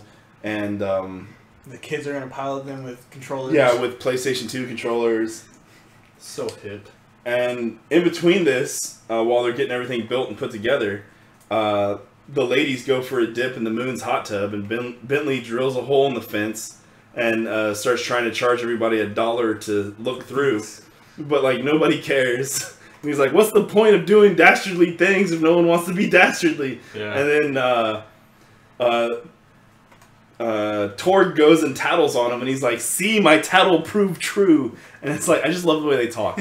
And like Dragon Man's like, "You little asshole," and he trips on something in the pool and like Breaks down the down the wall, and like the women are all like, "You asshole, what's your problem?" Yeah, like nasty. But how they practice their strategy with these robots is awesome because they use HeroClix. They use HeroClix, and they have this like 12-step plan, like this rhyming game. Yeah. That was kind of weird. I didn't like that. But they use HeroClix and troll dolls and like all these other things. So for those of you unfamiliar with what HeroClix are, they're basically a superhero miniature tabletop miniature fighting game. So in these panels, they have all of these iconic Marvel characters in their HeroClix form, and it's a very popular game. Go check it out, especially if you're a comic book fan. Obviously, you are if you're listening to this. But anyway, it was really cool to see them that they use this because up until this point, the only other comic book nod to HeroClix was the very end of Avengers vs. X-Men. So that was kind of cool. Oh yeah, that's right. Where Squirrel Girl and I don't remember who else. They're playing with the things HeroClix. So anyway, they've got this plan now where they're gonna go invade Latveria. And the way they like get all the kids involved, where they actually care, they split the teams into Team Sun Tzu and Team Caesar, and they're piloting the thing suits like it's a video game. But they march right onto Latveria, and the kids are kicking ass. And Bentley is like, "This is lame," and I just closed my phone because I didn't take notes on the last 2 issues, but it's because it's fresh. And so like Bentley's like, "This is lame," and he has his thing suit take off the like remote control and put it onto an Iron Man suit. Yeah. He goes out and like kicks ass. And if I wanted to play a tank character, he makes a couple of video game references that if you played World of Warcraft, MMOs, you'll appreciate. And he's like, if I wanted to make a tank character, I would have done something else. He's like, I like this ranged magic user DPS, and switches to Iron Man and then starts blowing stuff up. Yeah. And basically they just kick a lot of ass. The plans totally work. And, they line everything up just right. And I'm jumping all the way to the end because the fight is the fight and it's a lot of fun. Go read it. And the very end is Scott. Well, I guess one last important detail is, why does Doom have to die? I think that's kind of is that warrant like? Oh yeah, sure. Yeah. So there's the fight. Oh, basically, yeah, Doom is in this cave, and he's got that power of a nihilist, and you have Kid Mortis or right. Mortis, yeah, okay, and he's actually Kang. Right. He's gonna become Kang. He's gonna become Kang. And I guess we forgot to mention that we find out about that reason. Yeah, the whole reason for this book. Why Johnny Storm is like, we need to kill Doom is because Doom and Kang they fuse at some point, and they become this ultimate conqueror, and they ruin the future. So Johnny Storm comes back from an obvious Days of Futures Past kind of scenario to prevent all of this. So now that we fast forward to that, Kang and Doom try to fuse. Doom basically spouts off this bullshit about he's Doom and he'll always be Doom no matter what Doom says or who Doom does, and bitch smacks Kid Mortis to the floor. And so now he's this omnipotent Doom. Yeah, Doom. Omnipotent Doom. The omnipotent power. Doom, the omnipotent power. Yeah, so he's like very briefly, like I'm talking like maybe 3 panels long, he's like this godlike force. And then Scott shows up, and that's where we're at with you. Yeah. So Scott shows up, and Oh, Doom beats everybody. Yeah, Doom beats everybody, but in the process, they put Darla. They gave Darla this like special energy sucker thing. Yeah. And she punches him in the chest as if it's like a what are the paddles? The Defibrillator. Defibrillator. Thanks. Yeah. Daisy. Yeah. Punch him. She punches him with a defibrillator, and it breaks the control rod from Annihilus. So it basically ends the whole Doom the Annihilating Conqueror thing, and he loses the omnipotent power. And he's just doomed then. And that's where Scott comes in and is ready to kick some ass. I think actually right before this, Uatu jumps in and shows up. Yeah, Uatu shows up and Doom can see him. Yeah. Because he's the omnipotent power or whatever. Yeah. And this is what gives Darla her opening. Well, and he shoots Uatu, basically saying and puts a little knot on his head. But I mean, he's basically saying, like, you know, you're here to watch me. And it's pretty much right, like, you're just the watcher. You sit there and watch. It's one of those things where, okay, so he has all this power, and then he manhandles the B Squad Fantastic Four. As a reader, you're probably like, and you might have been able to do this without this power. Yeah, you don't need So then this they're power. like, how do we prove he is really stocked Doom right now? The Watcher shows up, and then he literally just blasts him away, and the way it's drawn, it makes it look like he messes the Watcher up pretty good, because he's like all shriveled and stuff when he gets blasted. Yeah, and he's like, so then you're burnt. like, whoa, Doom is really strong. Okay, now, and then Darla shows up, and she's like, Punch. clear, Yeah. zap. Yeah, exactly. And it drains him. And then the most important part of the story with Scott comes up. Yeah, and Scott comes in and basically lays it all on him like really hard. And man, I know there's a lot of points in there, but like the action is really what caught my eye there. And he reaches out and like Doom starts to use power, and like it doesn't work. But that's because Scott's plan has gone over every Yeah, base. it's gone over every possibility. Yeah. And he's like, Scott comes up to him and he's like the most badass thing in the book. More badass than eating a sandwich on top of a building. And like, he's like, you're going to take off your armor and I'm going to beat you to within an inch of your life. And that's it. And he's like, fuck you, I'm Doom. And like, he tries to zap him and it doesn't work. So he's like, all right, we gotta do it the hard way. I'll rip off your armor and then I'll beat you to an inch or to within an inch of your life. And he grabs his wrists. And he's like, let's hope I'm good at measuring. Oh, that's right. Yeah, let's like hope. that's why you're saying like that. Yeah, let's hope I'm good at measuring things. And like he says that a couple times actually. And and that's it with, you know, in reference to within an inch of your life. But he grabs his wrist and like clamps his, you know, armor down onto his wrist, and he's like, "Ah, my hands!" Yeah, he starts crushing the armor around him. Yeah, and then he starts ripping everything else off piece by piece. And so to touch on, you said Scott's plan hit base for base. The robots that are on the Fantastic Four side, they come in. He's like, because Doom tries to do something where he like pushes a button, something to happen. He's like, no, we took away your science, and it shows the robots like destroying the laboratories. And then he tries to zap him. He's like, no, we took away your magic, and it shows the robots like burning this arcane library. So you're like, wow, this plan really did go off without a hitch. And up until this point, Scott hasn't really contributed that much. Like in the heat of battle, you've had She-Hulk step up and punch somebody really hard, or Medusa string. You know, it's all been teamwork. Robots, but he's always kind of been like a side player, like kind of the type. He's the coach. Yeah, he's a coach. So now he's like stepped up, and all of a sudden he's this badass, and you're like, we've never seen Hank Pym be a badass like this. We've never seen Giant Man be a badass like this. We've never seen the closest thing at this point has been Goliath. So why all of a sudden is he such a hard ass out of nowhere? Right. And that's when he explains the true potential of the Pym particles, which I just forgot. So they've always thought it was, Doom's like, you know, where'd you get this extra power? Yeah. You know, I've stepped on many ants before. Where did you get this kind of power?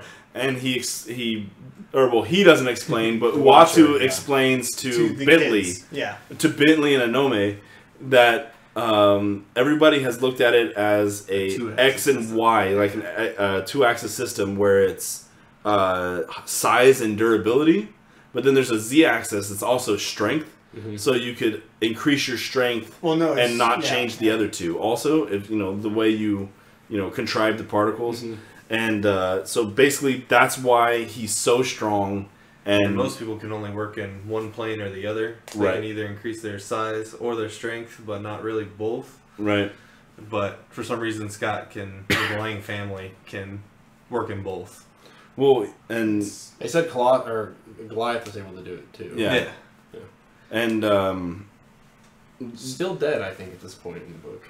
yeah, and so he that's how he's beating the shit out of Doom, and they go all the way to the type of tree, a Lenin tree, that Doom killed his daughter under, and then he's like, okay, here's for the piece of the resistance. I'm gonna rip off your mask.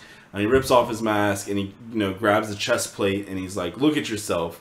And he's like, it's a perfectly clean face. He's like, look at yourself and see these scars. And he's like, of course you don't have any scars. I knew you weren't going to have any scars because as soon as you had omnipotent power, you rule the world. No, you removed your scars. And he's like, this is why you're not, anything to worry about. And, you have all these personal problems. He calls him a sociopath and all kinds of stuff. And he's still just breaking him down. And then, oh man, was it the tribunal comes out? What's the big... Well, Yeah. so a couple of things happen. So, like, at this point, Scott is, like, just kind of kicking Doom around the yard. Like, it's very obvious Doom cannot fight back. All of his armor has been ruined. The mask is off.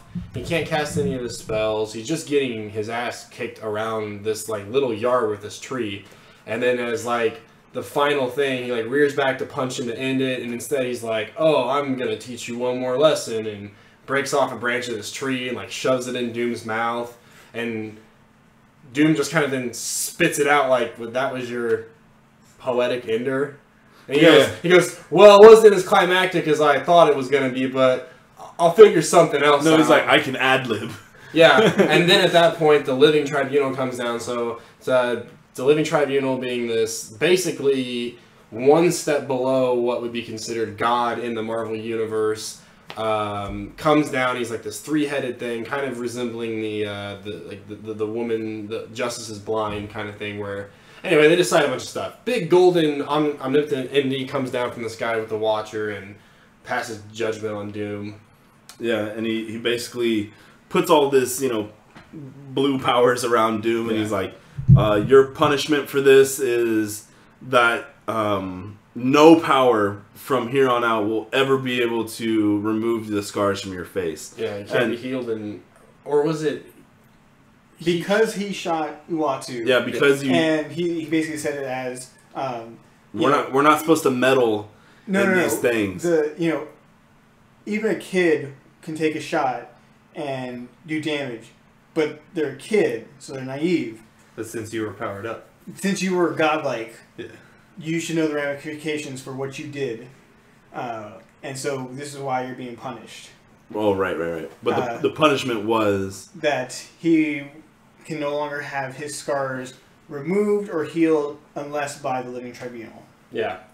And we touched about it earlier tonight, this whole sympathy with Doom is while he's getting his ass kicked around the yard, Doom keeps bringing up, he goes, so if I'm such a bad guy and I'm the bad guy and you call yourself a hero, why did you just invade my country, destroy my property, assault me in my own sovereign state? He's like I didn't do anything. And then and at this point you see Scott continuing to justify. He keeps getting closer, so he like punches, kicks, they exchange. Scott gets pushed a little closer to the edge of finishing Doom off, and they punch and kick, and then a little bit closer to the edge, and finally the Living Tribunal comes and says, "We've punished him. That's it." yeah.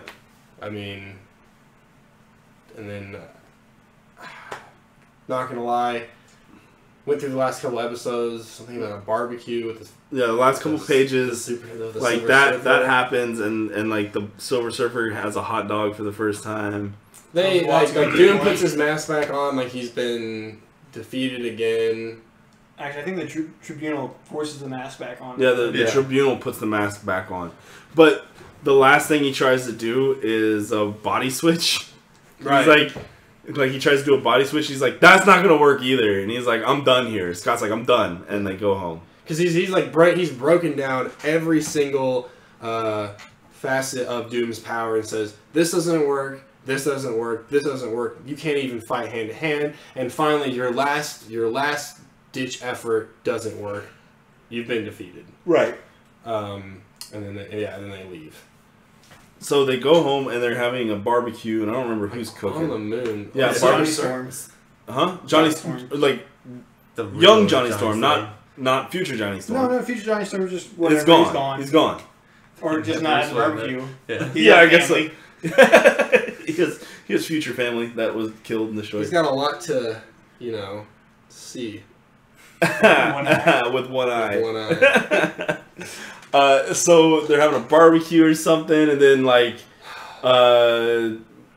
Scott tells Reed about the Pym particles, and they start coming up with all these other ideas. Yeah. Uatu makes a joke, and he's like, the fastest way to communicate in all of reality is, or the 3 fastest ways to teleport in all of reality is Teleport, telepath, telehuman. So he decides not to wipe the kids' minds. So now all of the FF know about how the Pym particles really work, and they can go and start making these bigger, crazier things. which I don't know. That's one of the things that I didn't like. Just the idea that the Pym particles Are as strong as you want them to be now. kind of Yeah, I mean, it's kind of like a sentry factor now. You if you have the Pym particles in you, you're as strong or as weak as you feel like being. They kind of said something to this extent, but look how his body's holding up after that. Puts a lot of strain. Yeah, there's some kind of strain. And that for some reason Scott can take it, but it puts a lot of strain on him, but everyone else can't really do it. Well, something like that. Not necessarily that no one else can. He's just better suited than others are. And I hope it's one of those things too. And I think I've mentioned to Jonathan before that because Reed Richards really hate what that guy does with science. He does some stupid stuff like the negative zone and things like that. And now Scott Lang, Reed Richards working together to see with the potential of these Pym particles. And I hope it's it's not going to be this way, but it'd be really cool to have Hank Pym come in and be like, guys, don't do that. I already know this because I discovered Pym particles. Yeah, I know this because I'm that guy. I'm Pym. And being like, don't do that. You don't know what you're getting into. And, then you have kind of this, 3-way scientist battle.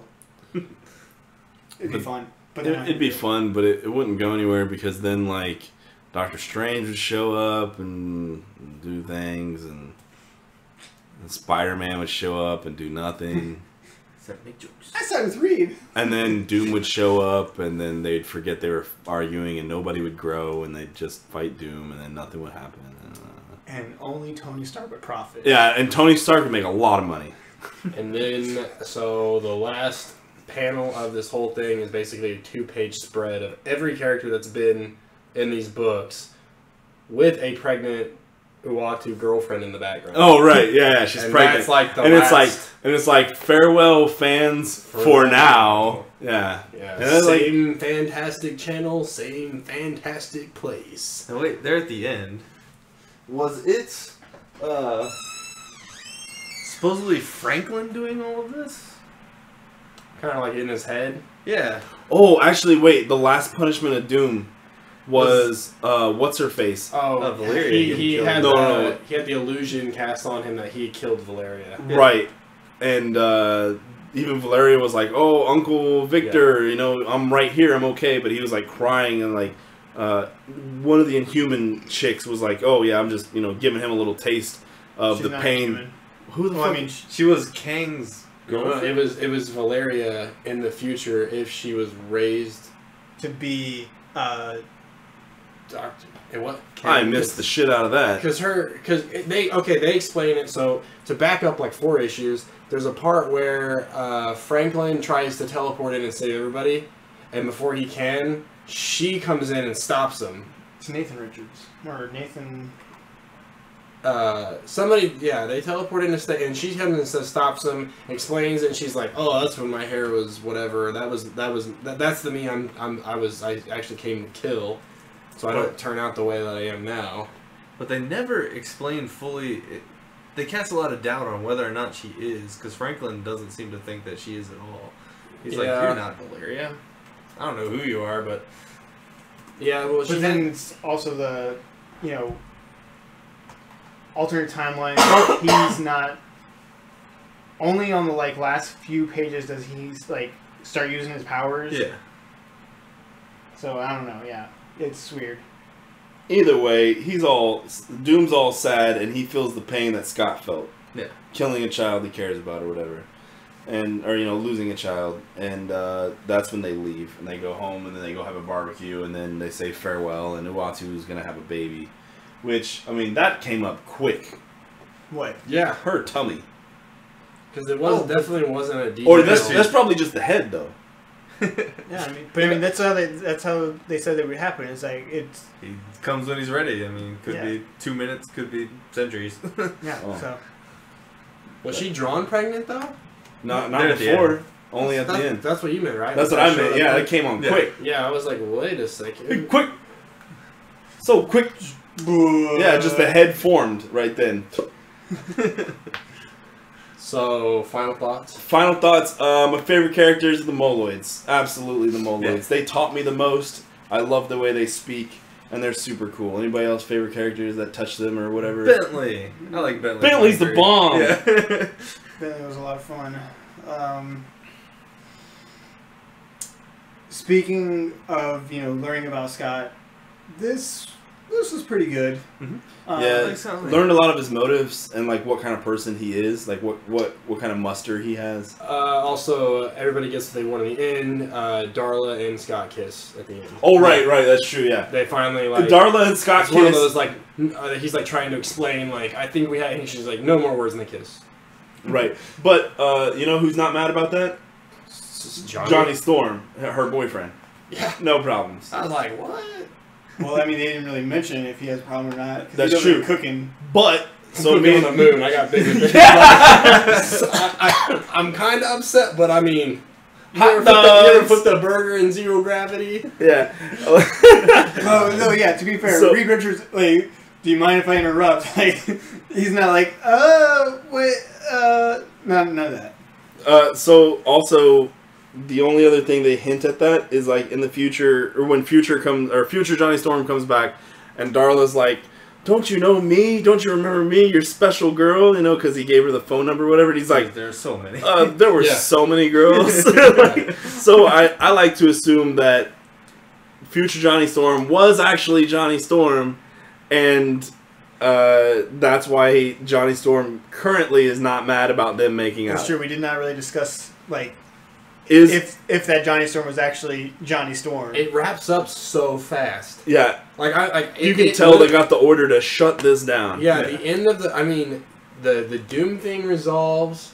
The Living Tribunal goes back to wherever the fuck he came from, and then the next panel is them throwing a party at Uatu's house. So the Silver Surfer makes a hot dog joke, and everybody's having a good time. That Fantastic Four are back, and Doom was defeated again, and I guess.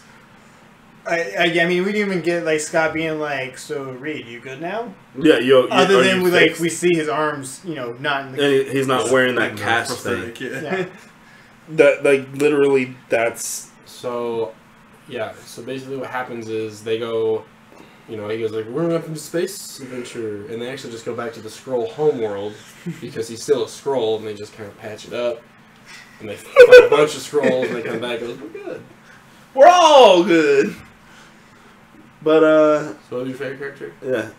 Oh, I would probably have to go with I'd probably go with Medusa, actually. Yeah? Yeah, I really liked the growth of her. She did definitely grow. And- I looked right over. Quick one. I thought she was a good mother character. Yeah. How about you, Robbie? Favorite? I mean, character? I don't feel like I really didn't have a favorite character.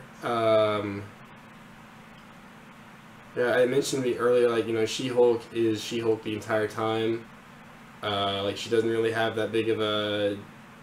She doesn't have that big of a role at the end of the book. She really doesn't have that big of a role at the beginning of the book, but she's consistent throughout. Mm-hmm. I mean, I don't know. Like, I have a final thought on the book. But I guess we'll probably talk. Yeah, about yeah. that What we'll start. Yeah, go for it. Okay, so my final thought on this book is the first thing I said for you guys, like, I just got done reading this. You know, what the hell was all of that about? I felt like it was Saturday morning cartoons, complete with a breakfast cereal. Even to the point where I was halfway through the book, I was like, "This." They were eating dupes. They were eating Dupe loops. Yeah, dupe loops and drinking Mountain Dupe. Yeah. When they were doing the gaming. So I was like, you know, as a kid, this would have been a really fun, just a very fun, hard action book. You know, it's got a lot of, like, very good, tasteful humor in it. It's got a few deep subjects, but it's not something that would go over a kid's head. Yeah, you know, it was enough to tastefully is the word, to put those kind of thoughts in those kind of kids' head to think about and consider in a positive light, definitely. Not being a big Fantastic Four fan, you know, there are things about the book that, you know, I would probably take it or leave it. I'd probably give it, you know, a big fat 4 out of 10 as far as, like, overall just... A big fat fantastic 4 out of 10. I'm done. And also, I hate Reed Richards, and, like, I hate Tony Stark, hate Reed Richards, hate Hank Pym. 2 out of the 3 of those people were briefly related to this book. And So you hate, like, the smartest people in the Marvel Universe? Yeah, because of Civil War. I only like Wolverine because he's dumb and he stabs people. He's really good in the video games, too. How many video games does Reed Richards have? He drinks None. beer. He drinks beer, I drink beer. He drinks beer, I drink beer. He goes to the moon, I go to the moon. He's Hugh Jackman. Yeah, I'm Hugh Jackman. So yeah, that's Okay, so it was a fun read. My overall feeling, actually pretty similar to Robbie, that, you know, a lot of fun. Some of the parts were kind of slow. Some of the parts I didn't care about. So, like, overall, meh. But then, it's probably made for a younger audience. Yeah. That's how I feel about it. What's you, Adam?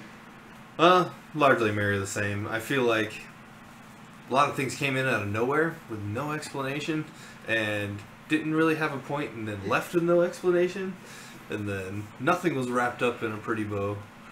But that's Saturday morning cartoon. Yeah, exactly. It was wrapped up in enough of the bow that, like, if any other writer wanted to touch any of the characters, Yeah. they didn't change at all, so it's fine. Exactly. It's definitely sitcom, which is my favorite thing in the world. You got a little... Yeah. They didn't ruin any canon. Yeah, the credits just roll over the top, and you hear, like, the clapping in the background from the live studio. Yeah, fucking saxophone. Yeah. And I did not like this representation of Doom. What? I felt like he was very cookie cutter. And they could have almost put any other villain in, Yeah. and he would have been exactly the same as what he Exactly. was. Yeah. But he wouldn't have been able to see all that cool shit. Yeah. I guess you take out the I did third like- person. Like, I did like how he no fucks given. I am Doom. Yeah, well, I mean, that's, I like that. my, but that's at the my same favorite time, he Doom. was on top of everything, so it's, Yeah. you know... So, my takeaway is, mainly it was a fun book. It was expounding on small characters that Marvel's never going to touch. Prime example of that is, I did read Future Foundation before this. They cared way more about putting Dr. Doom in a white cloak than they did about putting any kind of story behind these children. All of these children were there on the team for like 25 or 86 books. Somewhere around there. I know that's a big jump, but I do think it's something big like that. And no love given to these kids. And In 16 issues, I feel like I know these kids. I feel like if they showed up anywhere else, that like they could turn into something big now that this has happened. Oh, excuse me. That was weird. but like, mainly it was fun. What I liked most is I feel like I made a bunch of new friends. Like, you know, in the children, I did get to see Doctor Doom get his ass kicked, and that was kind of cool. I also got to see some B-list celebrities continue to be B-list celebrities, and maybe even pretend to be B-pluses for a second. That was kind of neat. The best part of this book is that the Fantastic Four is not there. And it's my favorite kind of Fantastic Four book because it's not a Fantastic Four book. But then it's so Fantastic Four, like, all at the same time. So I guess my real takeaway is this is how you do a Fantastic Four book. You just don't involve them. I mean, I could use some more Sue Yeah, stories. so like, I mean, as an adult reader, you're probably, I mean, my first thought is, you know, I finished the last page is, okay, I want to know the story of where the Fantastic Four went, what they did in these. Lucky for you, if you go and read that section of Fantastic Four, I think it's 20 books instead of 16.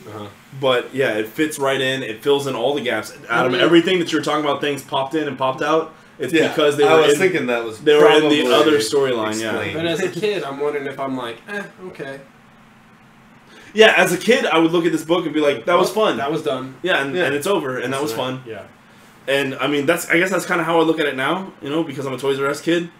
But like, I mean, I don't know. Like I said, I read both, not giving a shit about either one, just because I wanted to read more comics. Because I read them as they came out. Yeah. Right. I got them off newsstand as they come out, and raises the eyebrow. But like, I was more interested in every other book at the time. Marvel Now's Uncanny Avengers. Uncanny X-Men, All New X-Men, just X-Men, Wolverine and the X-Men. Oh, cause I fucking love the X-Men.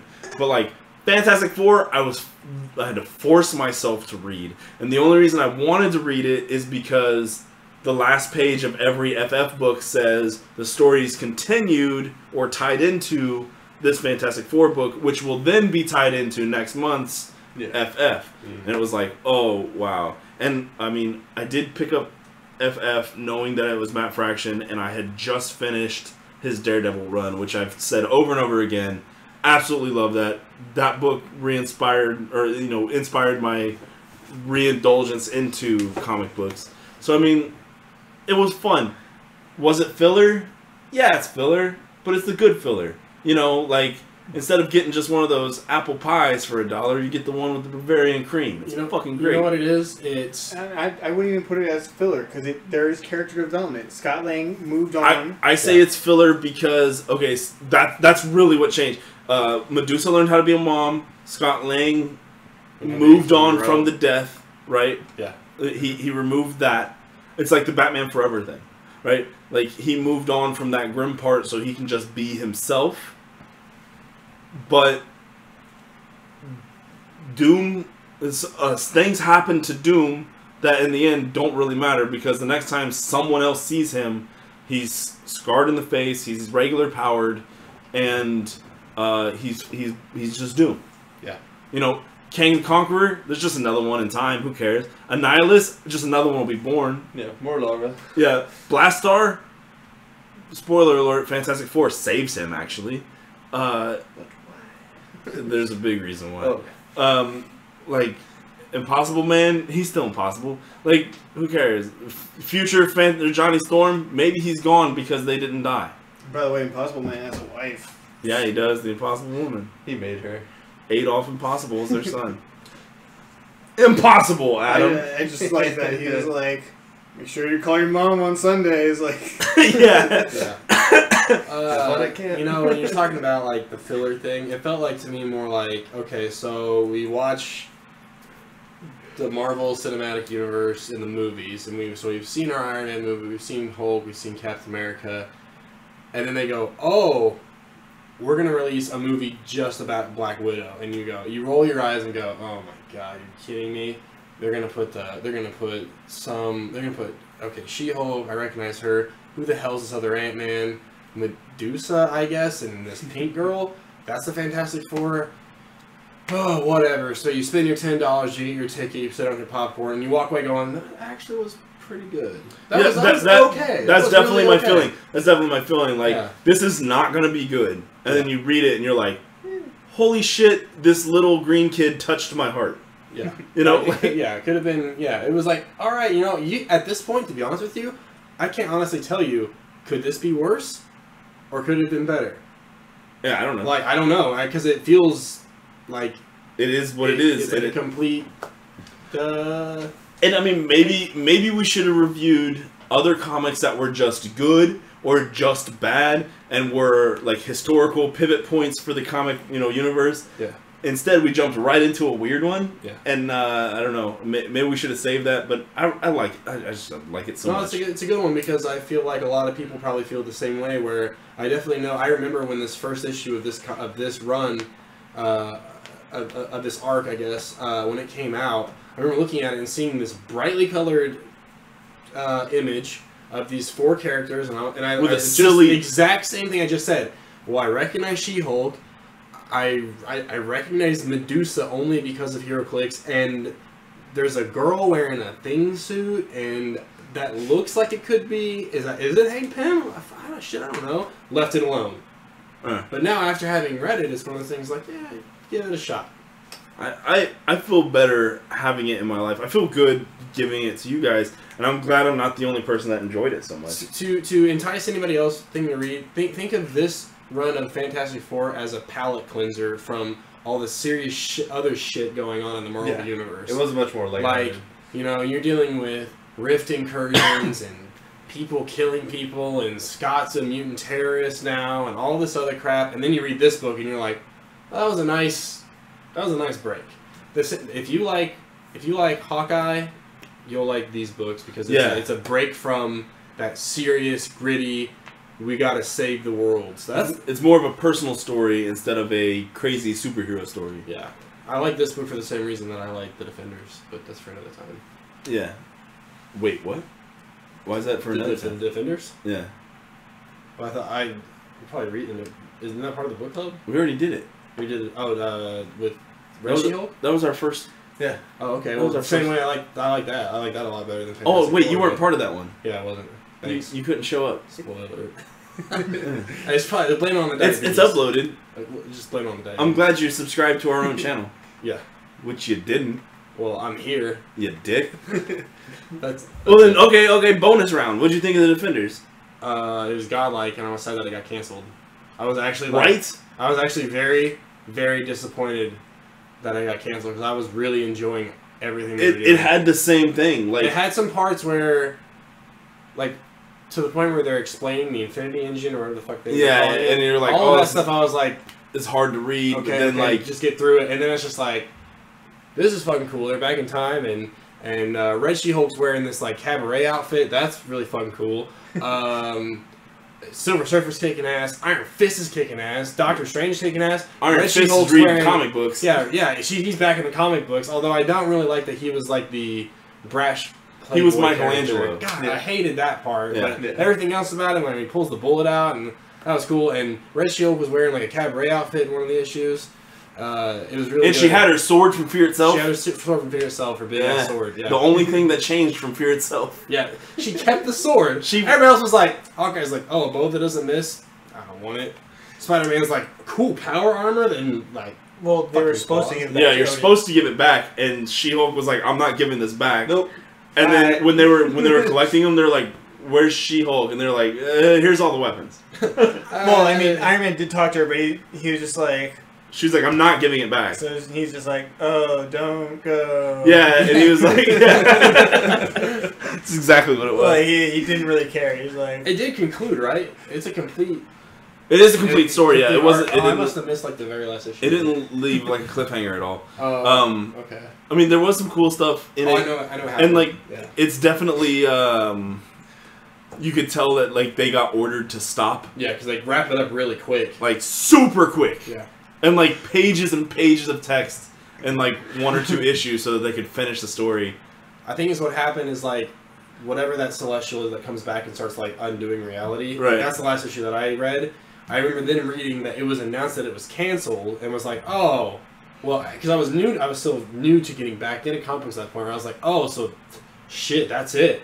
Yeah. I didn't realize it was like, oh, they're gonna finish the run. They did finish the So run. I'm like missing like two books then. But like, yeah, and like that's really what's left is like 2 books. Yeah, I was all about that. I was like getting like alternate, like I was like buying them and getting like the alt covers, the variant alt covers. Yeah. So then, basically where it wraps up is they fix reality and they stand up for themselves, and that's like something that never happened. So then they come back and they fix the Infinity Engine that they broke. You know, Yeah. like they set things back. No, they didn't really fix it. The guy was like, "I'm gonna take this." Oh, okay, that's what it was. It was removed from the equation or whatever, so that things would be different. And then Oh wait, no. And then Wait, no. No, they went There's back the and just... let Robbie actually read that. Yeah. Are you serious? Okay. No, the actual ending Yeah. of what happens. Okay, I'll stop. Yeah. No, it's worth it. 'Cause You're it's right. cute. You're right. It is cute. Yeah. All right, never mind. Robbie, you gotta go read Cute it. little bow. Like Red Hulk and Noel, do they like make out or something? No. It's cute Way little, cuter than that. Cute little bow on the story of like Yeah, how it, they wrap it it up. literally ties it off. And when the way I just summed up this book is the exact way this sums up, like Defenders and this one, like some similarities between them. Yeah. And they're literally 1 year apart, started the same month and shit like that. Yeah. Like, it's literally as if they were like, yo. Hey, what are you doing? Yeah, Matt Fraction, you're working on Daredevil and what, Defenders? Fuck Was that. Fraction doing Defenders, or was it Matt Remender? I thought it was Fraction. It was Fraction and maybe another guy, but it was definitely Fraction. Okay. Yeah. But I mean, like Fraction, what are you doing? Like, Defenders and Daredevil? Keep doing Daredevil and start doing FF. Fuck Defenders. Yeah. Like, no one cares. No one's ever cared about them. Even Also, when Beast and Iceman were on the team, no one cared. Hardest theme to make in HeroClix. Defenders? God, it's so hard to And make them good. Well, they're expensive. That's what I'm saying. Yeah, like the good Silver Surfer is like 200 and something points. Yeah, You gotta have Red She-Hulk with the sword. You gotta have the good Doctor Strange, and then Iron Fist is like cost, and then Namor is like he's the other like 200 point piece. Yeah. If you downgrade Then any again, of those, they're not good. What if you did the new Namor, AVX Namor? That's the expensive one. Oh shit! Yeah, 225 or like 175. So That's that puts right. you in a very awkward like. Yeah, I was talking low click or low But number. even so, it's like Still Like 175. 400 okay, like, You listen could to do this you could do 400 point fucking you could do Phoenix one for cheaper. Yeah, look, this is a 400 point team. This is laughable. It's Red She-Hulk without the sword, 90 point Doctor Strange with ASM, and then 80 point Iron Fist. It's like a 345 point team. She's Jesus. just trying to do a theme. Yeah. You can't. Nothing else fits. Right. There's not even like a cool ATA to put on there. You're not gonna. Like, I'm not gonna lame out and go, oh well. Actually, Even if you give She-Hulk the gauntlet, your team's still gonna just. there's Wow. Damon you can add in there, but I don't think he fits with the points. But He's 100. Yeah, he's like 125. nor 66. Damien Hellstrom. Yeah. Oh yeah. He's got like a short click that he's actually really good at. Well, it basically was turning into like, oh well, if I added this guy, well, this makes a 500 point team, but it's only like it's like 461, and you're like, this sucks. Yeah. Well, what if I go up to 600 points? This is a little bit better, but I think of the other 600 point teams out there, this sucks. Yeah. I'm like, just let me put them all. Give me a Defenders team base, I guess. I need Defenders team base for 325. Well, we got Yeah. Black Cat now for Defenders. Yeah, at that point, they didn't even have Black Cat out. Right. In a modern. But I mean, yeah, Deadpool. She has Defenders keyword, right? Yeah. Yeah. So now because she was from the comic book also. Yeah, what she do? She stole the Weird. City Gauntlet? Yeah. Yeah. But then she stuck around and helped him out. Yeah, she was like a major player in that, wasn't she? Yeah. I always forget that she was there. Well, Really sexy action figure. Over. This and the hero click of Let's Nola wrap is it up, terrible. I tried to use him a few times. Yeah. Like the Yes. Black Nola? Yeah. Yeah. He's not good. He's not at good. all. And he's such a house in that book. Mm-hmm. Man. Anyways, well, thanks for listening if you are listening. If not, thanks for clicking for a second and closing it so we at least got some views. This has been J-Spot, and you've been listening to Teresa's Oprah's Comic Book Club. Signing off again. We got Robbie, Nathan, Adam, and myself. Thanks for listening. Go read some comic books. I mean, please, really, or listen to us because we'll tell you about them.